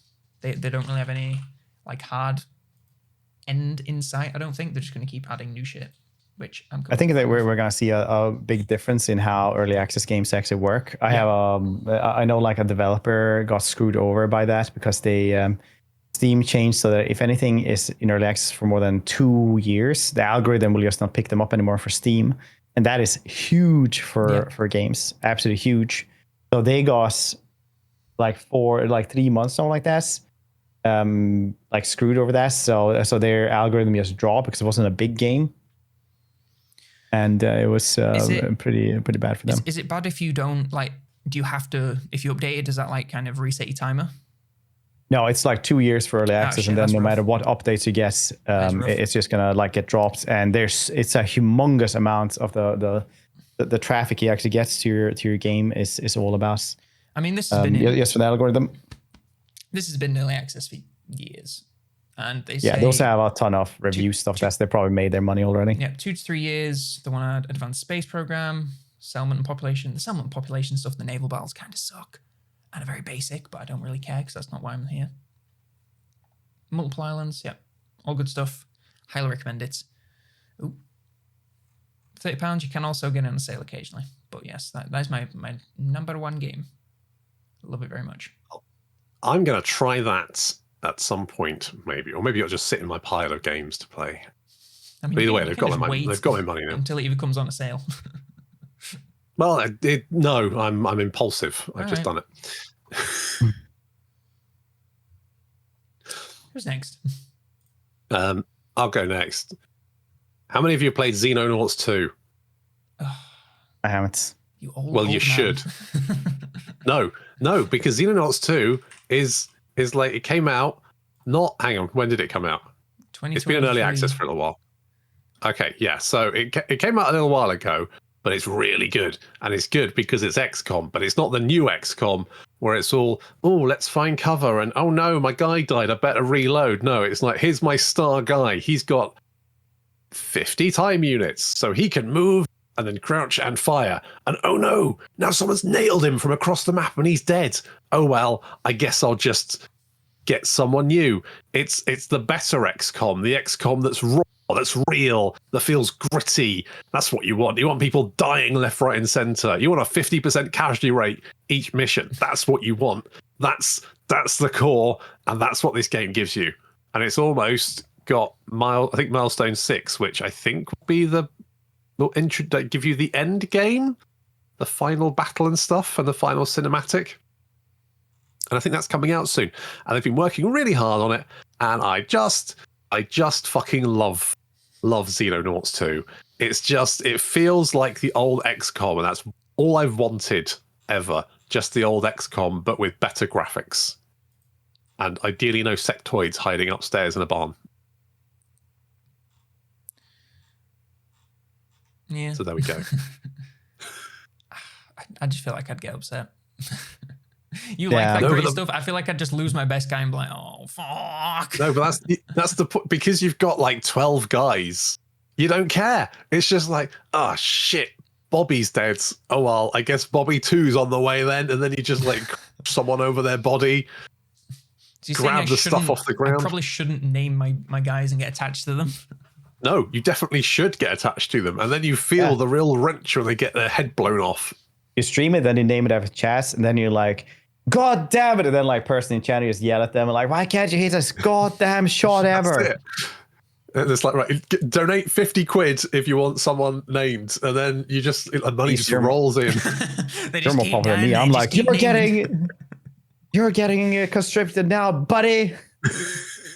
Yeah, if only I could charge 50 quid for a name. But yeah, the point is that, you can name the people in the stream and then they can get nailed from across the map or get an egg implanted in their brain or whatever it is, and then get turned into a weird alien monster, which is neat. Good times. Yeah, it's good. Sounds delightful. I do have it in my library because it's a Hooded Horse game, so I think they've just sent me it at some point. But it scared me from trying it. It does have a lot of stuff going on, yes. The tutorial's really good these days, though. Dang, I remember I played ICBM Defense by Slytherin, and it's like, I'll just do the tutorial because it feels like there's a lot of stuff going on here. And it was like 2 hours of tutorial. I was like, I can't even remember shit that happened at the start now. It's just like crazy. Like it's such a crazily advanced game as well. Jesus. Like tutorial, I get like flashbacks that tutorial every time someone says the trigger word tutorial now. Oh my God. Like the second image of ICBM escalation, like literally made me feel a bit sick. It'll probably make Monsters feel a bit aroused, knowing how he likes these games. But Jesus, web, this looks complicated. Yeah, it is insanely complicated. I think I've tried learning House of Iron like 6 times, and I just can never. It's like the Soviet workers and resources game, but of like global strategy and nuclear defense. That's another one I've tried to learn so many times. I'm just like, I'm on like 16 tutorial missions deep, and I don't remember anything. Yeah, and then like I stream that one as well, so everybody like then like the hardcore dudes come in and just like call you a casual. It's like every other game is a casual game in comparison. Like, yeah, I never had to do a bus schedule before. For one if I wanted to be a city planner, I'd fucking be one. ICBM does. I mean, it looks. It's the quintessential Slytherin game, isn't it? Yeah, it is escalation. It's got this. It's just there's icons and stuff, and it looks like a military strategist's wet dream. But on the other hand, it's also got the jankiest fucking UI you've ever seen in your life. Yeah. It makes. I need to stop looking at it. It's literally giving me like heartburn. It's making me feel a bit sick. It's a cool game, but like Jesus Christ, it is for me it was really hard to understand. Well, I might actually put this on my wish list. Of course you will. Or maybe I'll go and ask Slytherin if I can have a. Slytherin is having their 25th year anniversary as well, so that's why they're having like sales and stuff right now. Ah. Was that your game, Fred, or was that just one that you tossed out there? No, it was not mine. I was just got the PTSD from somebody saying tutorial. So I was like, it's all coming back. I don't want to move nuclear warheads from one base in South America to Europe. Yeah, you do. I don't remember how to use that. Where's the Hercules plane? Yeah, no, my are you by the way, have you said your piece about Xenonauts? I have. I'm done now. I've unloaded myself. Okay, so my game that I've been playing a ton lately, that I'm gonna try to sell to you guys is Dune Awakening, right?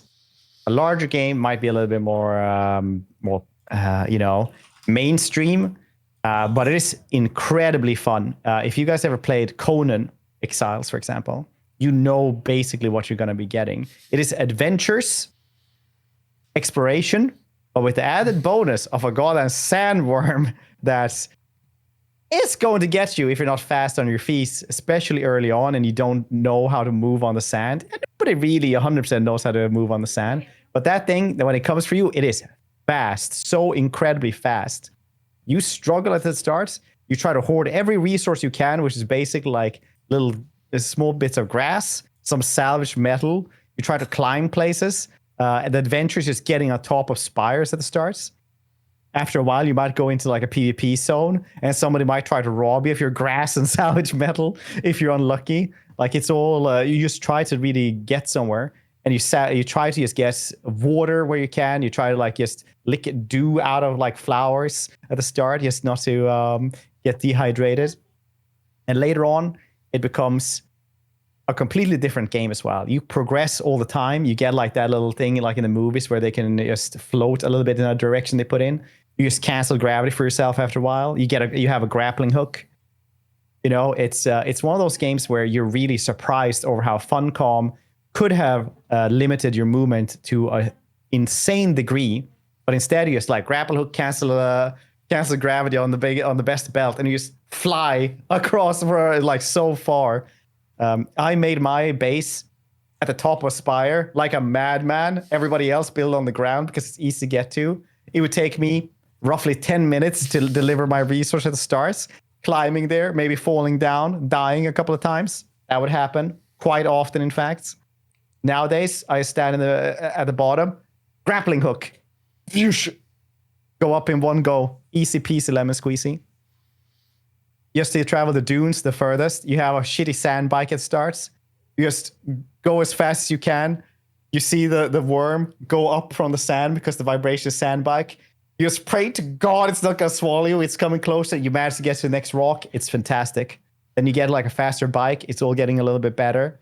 After a while, you get an ornithopter as well. You can travel places. It doesn't just everywhere. It goes that vulture mode. It's glide, so you have to learn to glide it a little bit. It's pretty easy to do, but still. The mountain base, very good view. No drawbacks now. You go around. You try to just survive for water at start. You just drain people with your little gun. You just try to get blood from them, transfuse it. Later on, you have like your blood extractor, which is like this big. It's like, and just the most morbid shit ever. I just want to take a little bit of blood. Yeah, and you just like take 4 liters every time. Like, and then you might even carry a body, have like one of those death stills, get all of that off. Or just try to gather from the winds, with the wind traps. Can do that. Build your base. Yeah, I have a fancy mansion now instead of a mountain hovel. Great. I've been playing that. A friend joined me as well. Took most of my resources, built a buggy, got very angry. Now we have a buggy at least. Go around, take resources with a giant laser turret instead. Fantastic, really good. It's I've been playing down. There's basically non-stop ever since. I've heard that was really good. Yeah. I also heard that the best way of killing people used to be dropping your ornithopter on them. Like just trying to that's all be running around the phone like boom, boom, boom. Trying to, I can imagine that. Yeah. I was looking at the Steam reviews, and there's like a few negatives. Every single negative review has over 100 hours. Come on, dude. Yeah, no, it's like if you play Conan Exiles, you know what kind of adventures just exploring will give you. But also this one actually has a bunch of missions to do as well. So you don't just have to go around and farm and try to like live in the world, but you actually get missions to do as well, which, you know, gives you money, and you can travel to the Harkonnen place or the Arkeen that is by House Atreides, and you know, do stuff like that. It has been immensely enjoyable just to explore an adventure for me. So I'm a psychopath, so it's always nice just, you know, drop into a testing station and then just go in there and murder people for the sake of it. I have heard it's really, really good. A lot of good fun. I mean, just the progression is so good and so natural. I just struggled against these big dudes with heavy weaponry and shields, because shields in Dune is like, you have to use melee against shields because anything fast enough won't work. So then, like, after a while, you get drill shotgun. Just have like this hunting gun where they come around and go, da-da-da-da-da-da. And it's like, flump, flump, boom, boom. And you can see the shot he's trying to drill through the shield. So you see and the shield is going red. And then just after a bit, you stand there and wait, and you see it go through the shield, boom, boom. And then you see him drop dead, and you're like, click, reload, wait for the next dude. Instead of just going around and just trying to hit that with a shield. Like fighting people with flamethrowers with a sword is not recommended. So I say. Not recommended, but you can still do it. I mean, that's what you have to do at the start, basically. So yeah, that's myself for it. Just adventures and fun times. That's another one of those games I keep looking at and going, oh, that looks like a lot of fun, but it also looks like it's going to consume a lot. Yeah. But it's also fun. If you like go in there in your bases, you fill up the batteries, and the batteries like last for like 15 days at the start or something like that. So nobody will touch your base. So then you can just go and reload. That takes like 20 minutes probably if you have it in a good place. I mean, if you don't have to climb up to a place, it's probably fast in 20 minutes. But you know, like it's pretty fast to like fix those up again. Seems like a game I'd really have to commit to. Yeah, it feels like a commitment game, doesn't it? Oh yeah. Captain of Industry and Xenonauts, that's really hard to learn. Definitely, you can just hop on very, for 6 very hours. Nice. Yeah, but I do. I've been enjoying myself immensely in that game. Immensely. Yeah, we only had one ornithopter at the start. That's only one person fits inside. So when we were going exploring, me and our friends, he just had to ride on the roof like a corn warrior riding a metal beast. He just had to like see to it that he didn't. That sounds very Mad Max. It definitely was. And then at one point I had to go up a cliff, and I went a little bit too fast, and just and he went into like a big pile of quicksand, which is very bad to do. It's all right. Being kids of the 90s, oh well, no, maybe damneders, isn't it? Being kids of the 90s, we know how to deal with quicksand. It's an ever-present threat in 90s cartoons. Yeah, definitely. It's one of those things that you were scared of when you were a child, together with lava. Yeah, lava. Yeah, I was terrified of volcanoes. I live in England. There'd have to be some serious shit for me to fall into a volcano. Yeah, if you fall into a volcano in England, then you've probably got like bigger problems than the volcano. Yeah. All right, that was my bit. And the only thing I managed to play since my computer broke as well was basically Rogue Trader, which I played through just this Saturday with the new DLC. Have you finished your playthrough? Yeah. It was roughly 100 hours where I read it loud on stream, which was... It's definitely one of those things, like I got better at reading at the end, like reading out aloud. So even people said that in chat, like, "Oh, you actually got better at reading at the end." I was like, "Oh, nice." Yeah, I start off strong, and then by the end of the stream, I'm just like going, I don't know, something about he doesn't like chaos or something. It's fine. Click next. Yeah, so one day I know I was really tired, but otherwise I do try to read things really well. I like started thinking about that now in streams and content creation. Like some people will just read like Tularis Dreadbringer is the Chosen King, Chapel of the Harkonneth Execution, one of the most like just really stiff and stuff like that. And I try not to do that.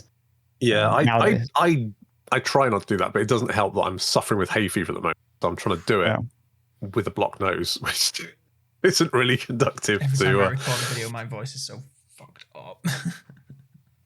Yeah. So it doesn't really help when you're trying to like read stuff, but also you need to breathe, but you can't breathe because you can't. Yeah. So I struggle to again, but yeah, I do try to do. But there is a lot of text. I have had like the quote in my hallway. Like every day is a chance to get better. So like for the last decade, basically. So I do try to improve myself just a little bit every single day. So just try a little bit harder on everything. I do will love say, Rogue Trader though. Yeah, I will say my voice gets pretty short at reading those novels. Like just the epilogue is like just 30 minutes of pure reading out loud, basically. I know it's a great game, but yeah, if only they could add voice acting to it. Alcat has said that they're going to add voice acting for all of their future games. I think that's a huge thing because it went like particularly because I noticed they added more voice acting in since I played it last. Particularly like the intro, like that whole section is now all voice acted, which I'm like amazing. And it feels so much more atmospheric when you have someone reading it for you with a voice, and also not with hay fever with any luck. So I just in general, like Rogue Trader's great. I played a little bit the other day where because you go and talk to the choir master, the astropath guy, and you get him to do like a ritual before, and then you go and fight, and then he's like, like every time your ship goes to warp, someone comes along and goes, Captain, someone's asking for you. It's like, for fuck's sake, just give me one warp jump where I can just chill in my chair, my spinny chair, without being interrupted. Where do you want me to go this time? Oh, they want you to go down into the toilet deck or something. You're like, why? Fucking Rogue Trader, I shouldn't have to deal with this shit. Anyway, so you go up, talk to him, and he's being haunted by ghosts, and you're like, well, that's weird. I guess I'll go and do the ghost thing. So you go and do the ghost thing, and he's like, well, yes, really sorry about that. You know how I said they all died in that ritual? And I was like, yes. He went, actually, I killed them in cold blood or turned them into servitors. Oh, okay, cool. Thanks for letting me know. Anything I can do? No, I'm good, thanks. All right. Laters. But it was just like a little extra. I just felt that was really well delivered, and I do think where Alcat Games managed to just nail it is any kind of like the parts of the game, any of that sudden. I just think they absolutely nail the writing on that stuff, and it's really atmospheric. It's like I always tell people, Rogue Trader is a better CRPG, but BG3 might be a better game. Like a CRPG, but like Alcat games are so goddamn good. They are really good. But I went to Kiava Gamma, and I hadn't been using Heinrich, and he was level 16, and I think we were level 38, which meant I had to spend the first like half an hour just going, what skill do I want here? I don't really care. What all these like 50 different skills that all do wildly different things based on the time of day, where the moon is, whose birthday comes up next. You're just like, it's so first time I played Kingmaker, most of my skills didn't work because I played that game too early. So yes, my build didn't do much because it just didn't work. A lot of the abilities weren't like bugged; they just plain didn't work. Pathfinder, I played Demon, and most of those things didn't work. It was still really strong and good, but then when like somebody said like, "Oh yeah, this and this doesn't seem to do anything," I was like, "Yeah, I didn't use that one because I didn't feel like it did anything." Yeah, it's because it doesn't work, and like a bunch of stuff like that all the time.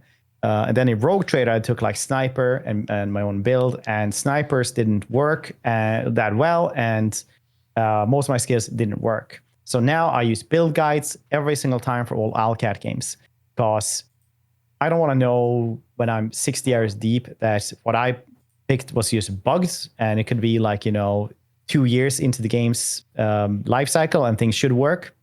I don't care anymore. I'm always going to use build guides for those. I just don't, like somebody else with more time and effort can like do the builds for me. Yeah, to be honest, that makes a lot of sense. I will say like my first run through, I've basically had Cassia and my officer character, and we were just basically telling Agenta to kill shit. Yeah. And she would.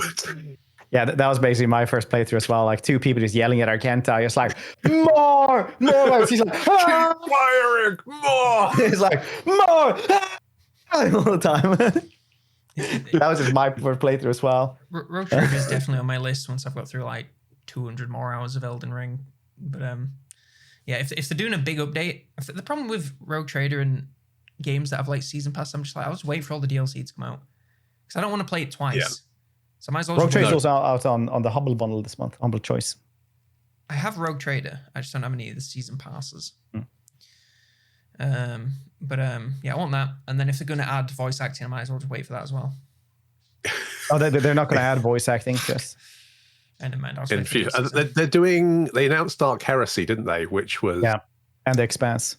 Yeah, Expanse sounds good. I do love the Expanse, but Dark Heresy, I'm here. I did think like you could just do an Inquisitor instead of a Rogue Trader because Inquisitors have a huge amount of power and they fly around all the time. That would be a great way of basic. Yeah, I've been telling Chatter, who has been asking about 40k, like how high up the hierarchy and feudalism like a Rogue Trader is. It's basically like Space Marines, Inquisitors, and that's it. Those are the ones above you. They're an arm of the Administratum, so I think it's kind of like, and the Administratum is the most powerful entity in the Imperium, and then it kind of comes down. And Rogue Traders are sort of along. But even so, if you go to the Administratum on your planets, you're basically the law there anyway. But if you're trying to like go away from the tides and things like that, you're going to have a problem with the actual Imperium. But I mean, when it comes to the like who ranks higher in the Imperium, it's basically who has the most guns. And clouds. That's generally, and Space Marines definitely have a lot of guns, but the Inquisitors also have a lot of guns. So but like the Space Marines are the Emperor's angels. So you don't really get higher than the Emperor and his angels, right? And Inquisitors just have so much power that they can actually ask Space Marines to do shit for them. But they won't always do it. No, it is one of those things where Inquisitors can ask for an entire chapter of Space Marines to help them with stuff, but flagrantly abusing your power like that constantly won't really make it so that you will get killed by your own. But strangely enough, you will usually fall on the front line from a bullet from the back. That is strangely what happens quite a lot of the time. And it's usually the Inquisition that does, see to it that happens as well. Because they do have, they do want people to want to work with them as well. Yeah. It's a bit grey, shades of grey. Who knows? Yeah, it's also one of those really fun things. Like there are no good guys in 40k. It's like, yeah, that's true, but there is a lot of degrees of evil. Like if you have like a list of who would you want to be a prisoner of war as. The faction list becomes small very fast. The Dark Elder somewhere near the bottom of that list, I think. Yeah, it's definitely like, oh yeah, they're gonna try to capture you. Like, yeah, that's definitely not on the list of people you want to be prisoner of war as. One thing I will say for the Drukhari though is much like the Dark Elves, at least they've got that sort of theatrical, like they're not just evil. They put a lot of work into being evil. Yeah. They're not just going to kill you. They're going to put an extreme amount of effort into making it the most painful death possible. And you have to admire the art. And it's going to be like 100 years as well if you're unlucky. Yeah, they're if you go, oh, this is the worst pain I've ever felt in my life, they'll be like, thank you so much. Seriously, I worked so hard on this. Yeah. Really do appreciate that. Yeah, the 40k has a lot of like slavery with extra steps of body horror, like servitors becoming pain furniture, like a bunch of stuff like this. Yeah, what was? Oh, I was playing Rogue Trader. They were talking about that. You find that Adeptus Mechanicus guy, and he hasn't been corrupted because he's managed to pull out his like cogitator. Yeah, and when you find him, you're like, yeah, but we really need that information. So I think we're going to plug it back in. And then it talks about how he's like typing on his keyboard, but in such a way that he's like slowly like smashing his fingers into bone and blood, and eventually like wears it down. You're just like, this is horrible. This is just the worst. But it's very evocative. Yeah, there's a couple of things like that. The best thing about Rogue Trader though is like how much of an asshole you can be almost all the time. Like on the first planet you land, you're like, so what's happened here? And they're like, I can't tell you. That stays secret. It's like, Abelard, tell them who I am. And then he has to introduce him, and then you just like beat him up, and then he just tells you, and then you're like, well, I'm gonna beat you up because you shouldn't spill secrets that easily, you little shits. So you like execute him for that. I was playing a heretic, and on Kiava Gamma, you can get the big robot monster to fight for you in the final battle, and then it's like afterwards you're like, I'm going to keep him, and everyone in your retinue's like, I don't think that's a good idea. But even Abelard's just like, he says a pain sigh and says, well, I don't really think this is a good idea, sir, but I can't really do much about it. You're like, you're right, you can't. I get to keep it, and then Heinrich kills the thing. Abelard is so goddamn great because Abelard, it's so few games where you get like a ride or die straight away, like in the tutorial, and he just is your ride or die, and he will be with you forever. And I just had him in my party constantly, just so I could yell at him like, Abelard, tell them who I am. Love that. Yeah, do enjoy that. Such a good game. Definitely worth anyone's time to play. But yeah, it was one of the things where, do you want to play it now, or do you want to play it once they've added all the content in about 4 years? And I mean, the next one, the next piece of contents are like feel like infinite dungeon things, these places. So I don't know, man. Like playing it now, you have like the units and like cool quest stuff. That the next one, it was like they're gonna add Tracin's library. No, a museum. I mean, not library, museum, and then like a big space Hulk or something like that. That would be quite cool. Yeah, I don't know. It's one of those games which you don't really play through multiple times. But I play through as like the good guy Iconoclast. Now I play through as Dogmatic, and now I'm gonna wait a couple of DLCs for Heretic. Makes sense. It makes sense. Yeah, I have a picture already like made for the Rogue Trader now. It's like a dude with knives with red, big glowing eyes, and then Photoshop like Dennis Reynolds' face to it. He's standing there in the shadows, and that's gonna be my Heretic run. It's gonna be Space Dennis. Heretic is a lot of fun, I will say. You get to do some really just absolutely unhinged shit for no particular reason other than Heretic points. Nice. As much as I love sitting here in silence while you two yap about lore. yeah, sorry. Has anyone got any other games to like to mention? I will quickly mention Duck Detective. Oh yeah. I know what you're gonna say. What the fuck? But no, Duck Detective is genuinely a friggin' great game. And I have played it with my little boy, and he really likes the fact it's a duck. He doesn't get some of the, like, you know how hard-bitten gumshoes often, like, are alcoholics or something? Yeah. Well, Duck Detective's the same, except it's bread for him. Like, he's trying to stay off the bread, but he keeps finding loaves, like, hidden under his bed and stuff. And it's just got stuff like that in it. But otherwise, it's just a really fun little adventure. It gets really polished. It looks really good. It's just a really good humor in it as well. And there's all voice acted, so you don't have to read out anything. And it's just a great game. And there's 2 now. You've got the Mystery of the Hidden something, and then Ghost of Glamping, which is the Secret Salami and Ghost of Glamping. I'm checking it out. It might be good for playing with my child as well. Yeah, it's kind of got that sort of cartoony style to it, and all of the characters got, wacky voices. The crocodile called Frederick, he wants to be your best friend, even though Duck Detective does not want that to happen. But he doesn't have any money, so he ends up living. It's just a lot of fun. It's just genuinely really fun, really polished, really good. Love it. The problem with those things for me usually is that if it's like full audio and everything's voice lines, then my child doesn't understand English anyway, so I have to translate it as well. So it becomes like this thing. Yeah, that probably would be an issue.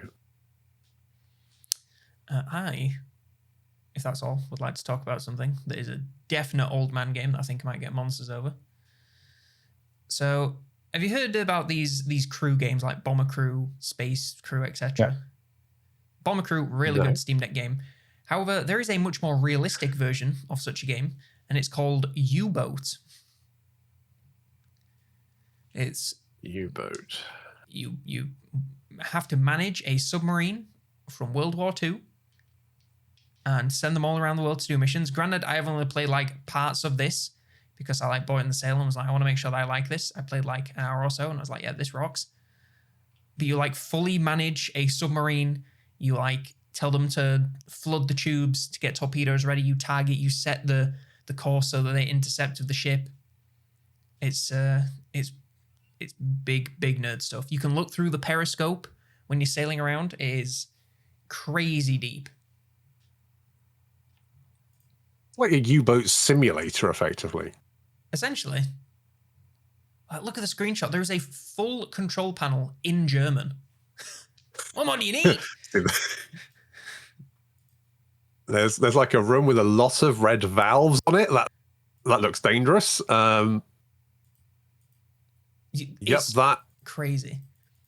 It's like, right, so you can go underwater, but all the diesel and fuel and stuff that starts to lower the air quality on the ship. So you need to service every now and then to compress air back into the submarine. Like, hell yeah, that rocks. Oh shit, this does actually look really good. Yep.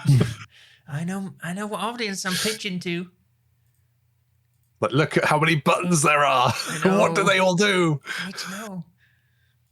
And the worst thing is, I won't read anything. I'll just stab it randomly and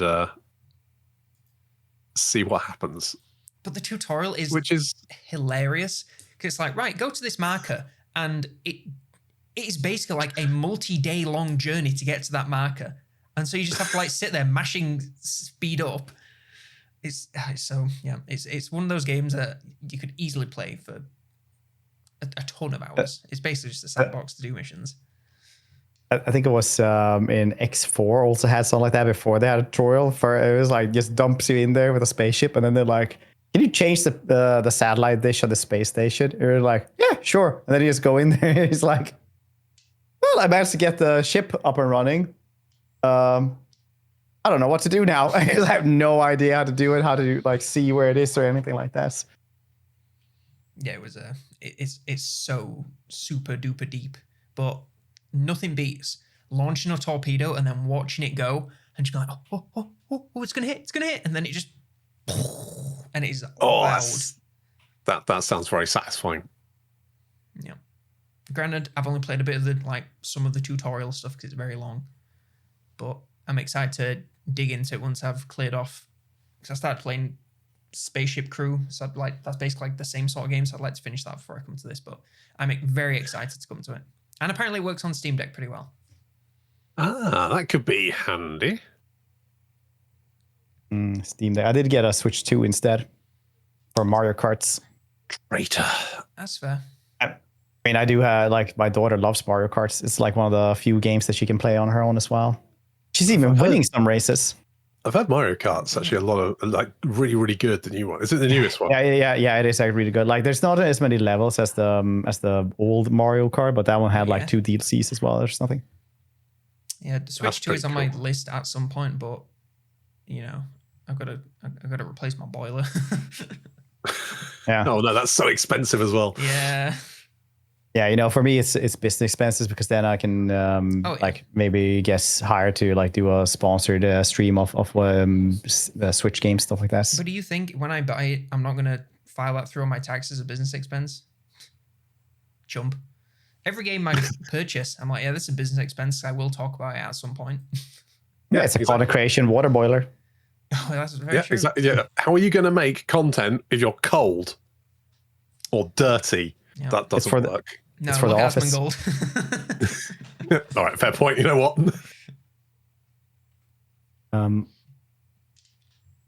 Right. Oh, we all done? Yeah, I'm starting to think so. I haven't played that many games actually because my computer broke. Basically. Yeah, the only. But it was a long time ago though. So I did do Void Wars, but did I talk about that one? Void Wars. It's basically Fast and Lights with Warhammer 40k. Yeah. Because it used to be a mod for. It used to be a mod, I think, for Fast and Lights, and then they did. They just did their own game basically, which is very much Fast and Lights. And some people are like, this is just Fast and Lights. I almost did buy that in the sale, but I was like, and then I'm thinking, it's summer break over here now. So I I have to remind people that, you know, it's been 14 years since Fast and Light did anything. Maybe just let the other people have the formula then, if they're not going to do anything with this. Yeah, that's fair. Yeah, I did try the demo, and it felt very Fast and Light with just the 40k sort of vague skin slapped on it. But I mean, Fast and Light's good, and I've got no. I mean, I didn't play it very much. I just tried it out and was like, oh yeah, this feels like Fast and Light. And I don't know. I haven't really felt like playing Fast. So I guess playing a game like Fast. It's very Fast and Light's one of those games to me that I will just play it for 8 hours one day, and then I will not play it again for like 2 years. I remember it got me through the end of my apprenticeship because, I mean, it's been enough. The statute of limitations up for this. If they listen to this, I don't fucking care. So then, in my apprenticeship, basically the guy that was actually teaching me, the marketing guy, he left. So I was just there by myself. Basically didn't have anything to do. So I just like sat scrolling Reddit, watching YouTube all day. And at the end, I just like stopped caring and I just played like Civilization, played FTL on my laptop, like angled like this. The boss was like sat behind my monitor. So I was just there playing FTL, trying not to look like I'm doing anything, not be like, fuck, when my shit dies. But yeah, it got me through the last like month or so. I just played FTL all day, every day. It was great. But nice. That is on my wish list. I'm very hoping to get into that at some point soon. I also played some Blades of Fire, which is a game that was only on Epic Store, which is why nobody ever hears of it.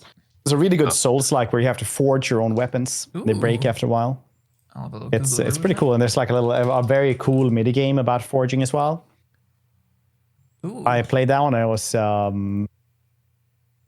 really good actually. The story was hilarious as well because he used to like meet a couple of strangers, and then he's like, "Yeah, I guess I'm gonna go kill the queen," and then he sets his house on fire, his own house on fire, and he's like, "Wait a second, I think I missed a couple of steps here." It's not, that's not a good first step, is it? It's that you going to kill a queen, your ultimate objective. Step 1, burn your own house down. I saw IGN give it a 5 out of 10. So that means and then IGN Spain gave it an 8. All right then. So that either means it's really good or really bad. I thought it was pretty good. I played it for a couple of hours. It was very nice. Monsters, just do me a favor. Look at the website. The first image, guy with a huge sword. You scroll down, woman's breasts. Excellent. Great marketing, guys. I mean, yeah, she's in a particular sort of stance, isn't she? It's that you're just looking down on them. I haven't seen the marketing stuff actually. Wait a second. It's just on the website, bladesofire.com/en.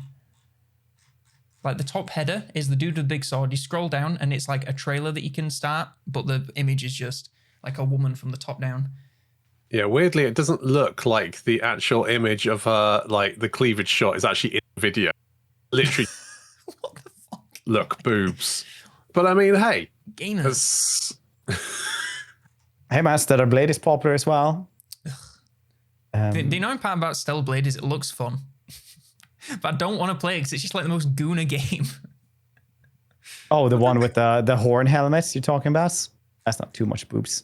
It's just an acceptable amount of boobage. I'm mainland European. I'm like, that's not even a lot of boobs. Oh, we see things like that in the sauna all the time. Wait, that was not very good Swedish accent. No, that was like Finnish. It was a bit.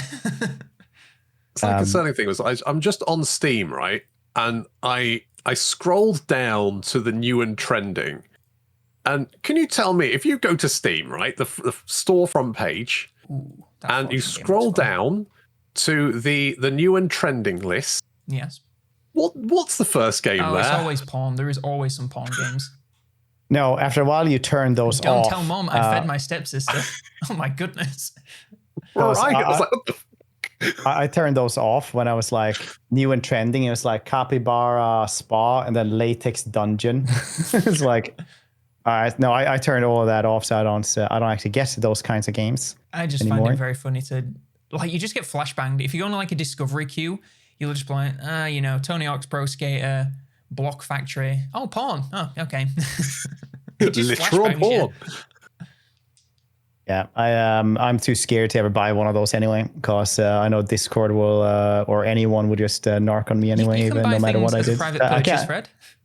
Yeah, but Discord would still like say that. Like you have no idea how paranoid I am. I can't. I like my nerves can't handle that. I've had like guard duty in the middle of the night where like mooses stalk me and shit like that in the middle of the wilderness. Like I like that thing like You're more scares me. scared of getting caught being a gooner than that. Yeah. I don't even know why. I'm just like, you know, I don't judge other people for it, but I'm not going to be judged for it, you know? You need to have some goon pride, Fred. Goon with us, Fred. Goon. Yeah, the only other games that I've been playing, I will have a look at this trailer later, but it looks a bit janky, but pretty cool. The only other game that I've been playing is like Elden Ring, and then I've just been playing a shitload of Hunt Showdown with my friends. Because that game, it kind of rocks. Like, we were playing Marvel Rivals before, and it became work. You can just tell that they come from a mobile game background because there were too many events on. You just have to play it full time to complete the events. And we were just like, it's pissing me off. Sure, we can just ignore them, but they're there. And I know that I'm not doing them, and it bothered me. So we just start playing Hunt Showdown, and we don't buy the Battle Pass. We don't care about that because the Battle Pass is shit. We just care about playing it because it's fun. It's fun as hell. Really enjoy it.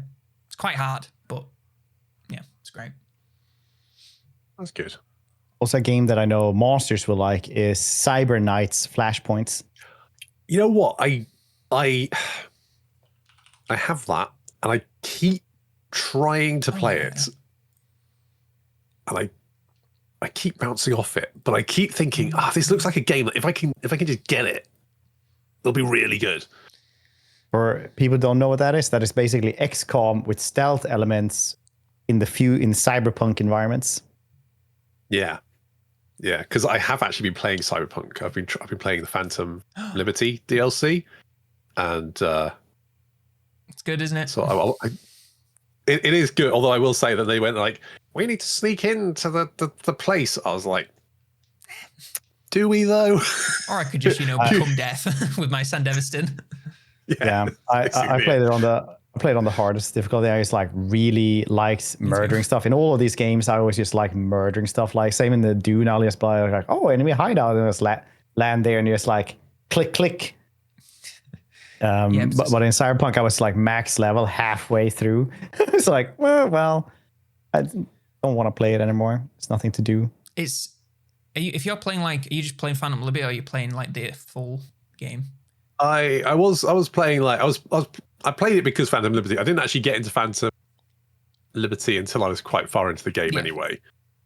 But I did like having Idris Elba. Yeah, he's very cool. My daddy. It's hilarious when you're playing the normal game and then you go to Phantom Liberty. It's like they're two separate things of how much better Phantom Liberty is. Yes. It's like, well, this is like a 9, 10 out of 10. It's brilliant. And then you go back to the normal game, like, this is like a 4. His writing is terrible. What I hate is when I'm in this fucking I'm battling, all this stuff. There's like a gang boss. I've got this shit going on, and then suddenly, what's her face? The Songbird? Desert lady. Oh, Panam. Can't remember what it. Panam. That's it. Calls me up going, would you like a date? And I'm like, yes. Yes. I'll be along in a minute. And like 3 weeks later, I go, shit. On that date. Yeah. I do love Cyberpunk. It's on my list of games to get a tattoo about. That's how you know it's good.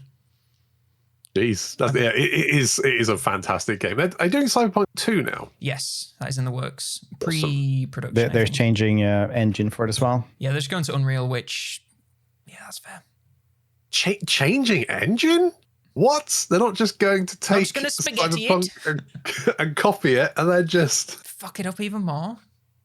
Insanity. Yeah, I mean, it is a really big studio, like humongous. Like at the when they were making Cyberpunk 1, they actually had the highest GDP driver in Poland, like larger than any bank or anything. Jesus Christ! Like it was insanely big. I think they're still hiring. I'm a bit worried. Yeah, I mean, like they literally like were the highest GDPR driver, and they still turn a profit on just like pre-orders. CDPR more like GDPR, am I right? Yeah, so it's like really insane with how big they were. So it's also like what made me not understand. Like, well, understand that stocks don't have any real world connection. Yeah. Because when they turned a profit on that one, their stock tanked. And it was because they had said they were going to get like 29 million sales first quarter. And instead they only had 12 or something like that. And 29 million sales is hilarious amounts. Like people do not understand how many copies that is to sell. That is insane amounts. So that's why their stock tanked. It's insane, isn't it? Stocks are so stupid. Yeah. But Yeah, I can totally understand why they are a huge. Yeah, I mean that game is one of, if you can max it out, the one frame that you get, it's beautiful. HDR, RTX, cranked to the max in 4K. Oh, it's crazy. It looks incredible. Yeah, it's like the Witcher 4 tech demo was really, really cool. I really like that one. Like, I'm a tech nerd. I love things like this. Technically, it was wasn't really, anything. really nice. Everyone was saying, "Oh, it's a preview of The Witcher." No. It's a technical demo using the Witcher universe. Oh yeah, did I rant about this last time? Maybe. So long ago now. I probably ranted about this. It's like the musculature and stuff like that on the horse. Where it's so cool. Yeah.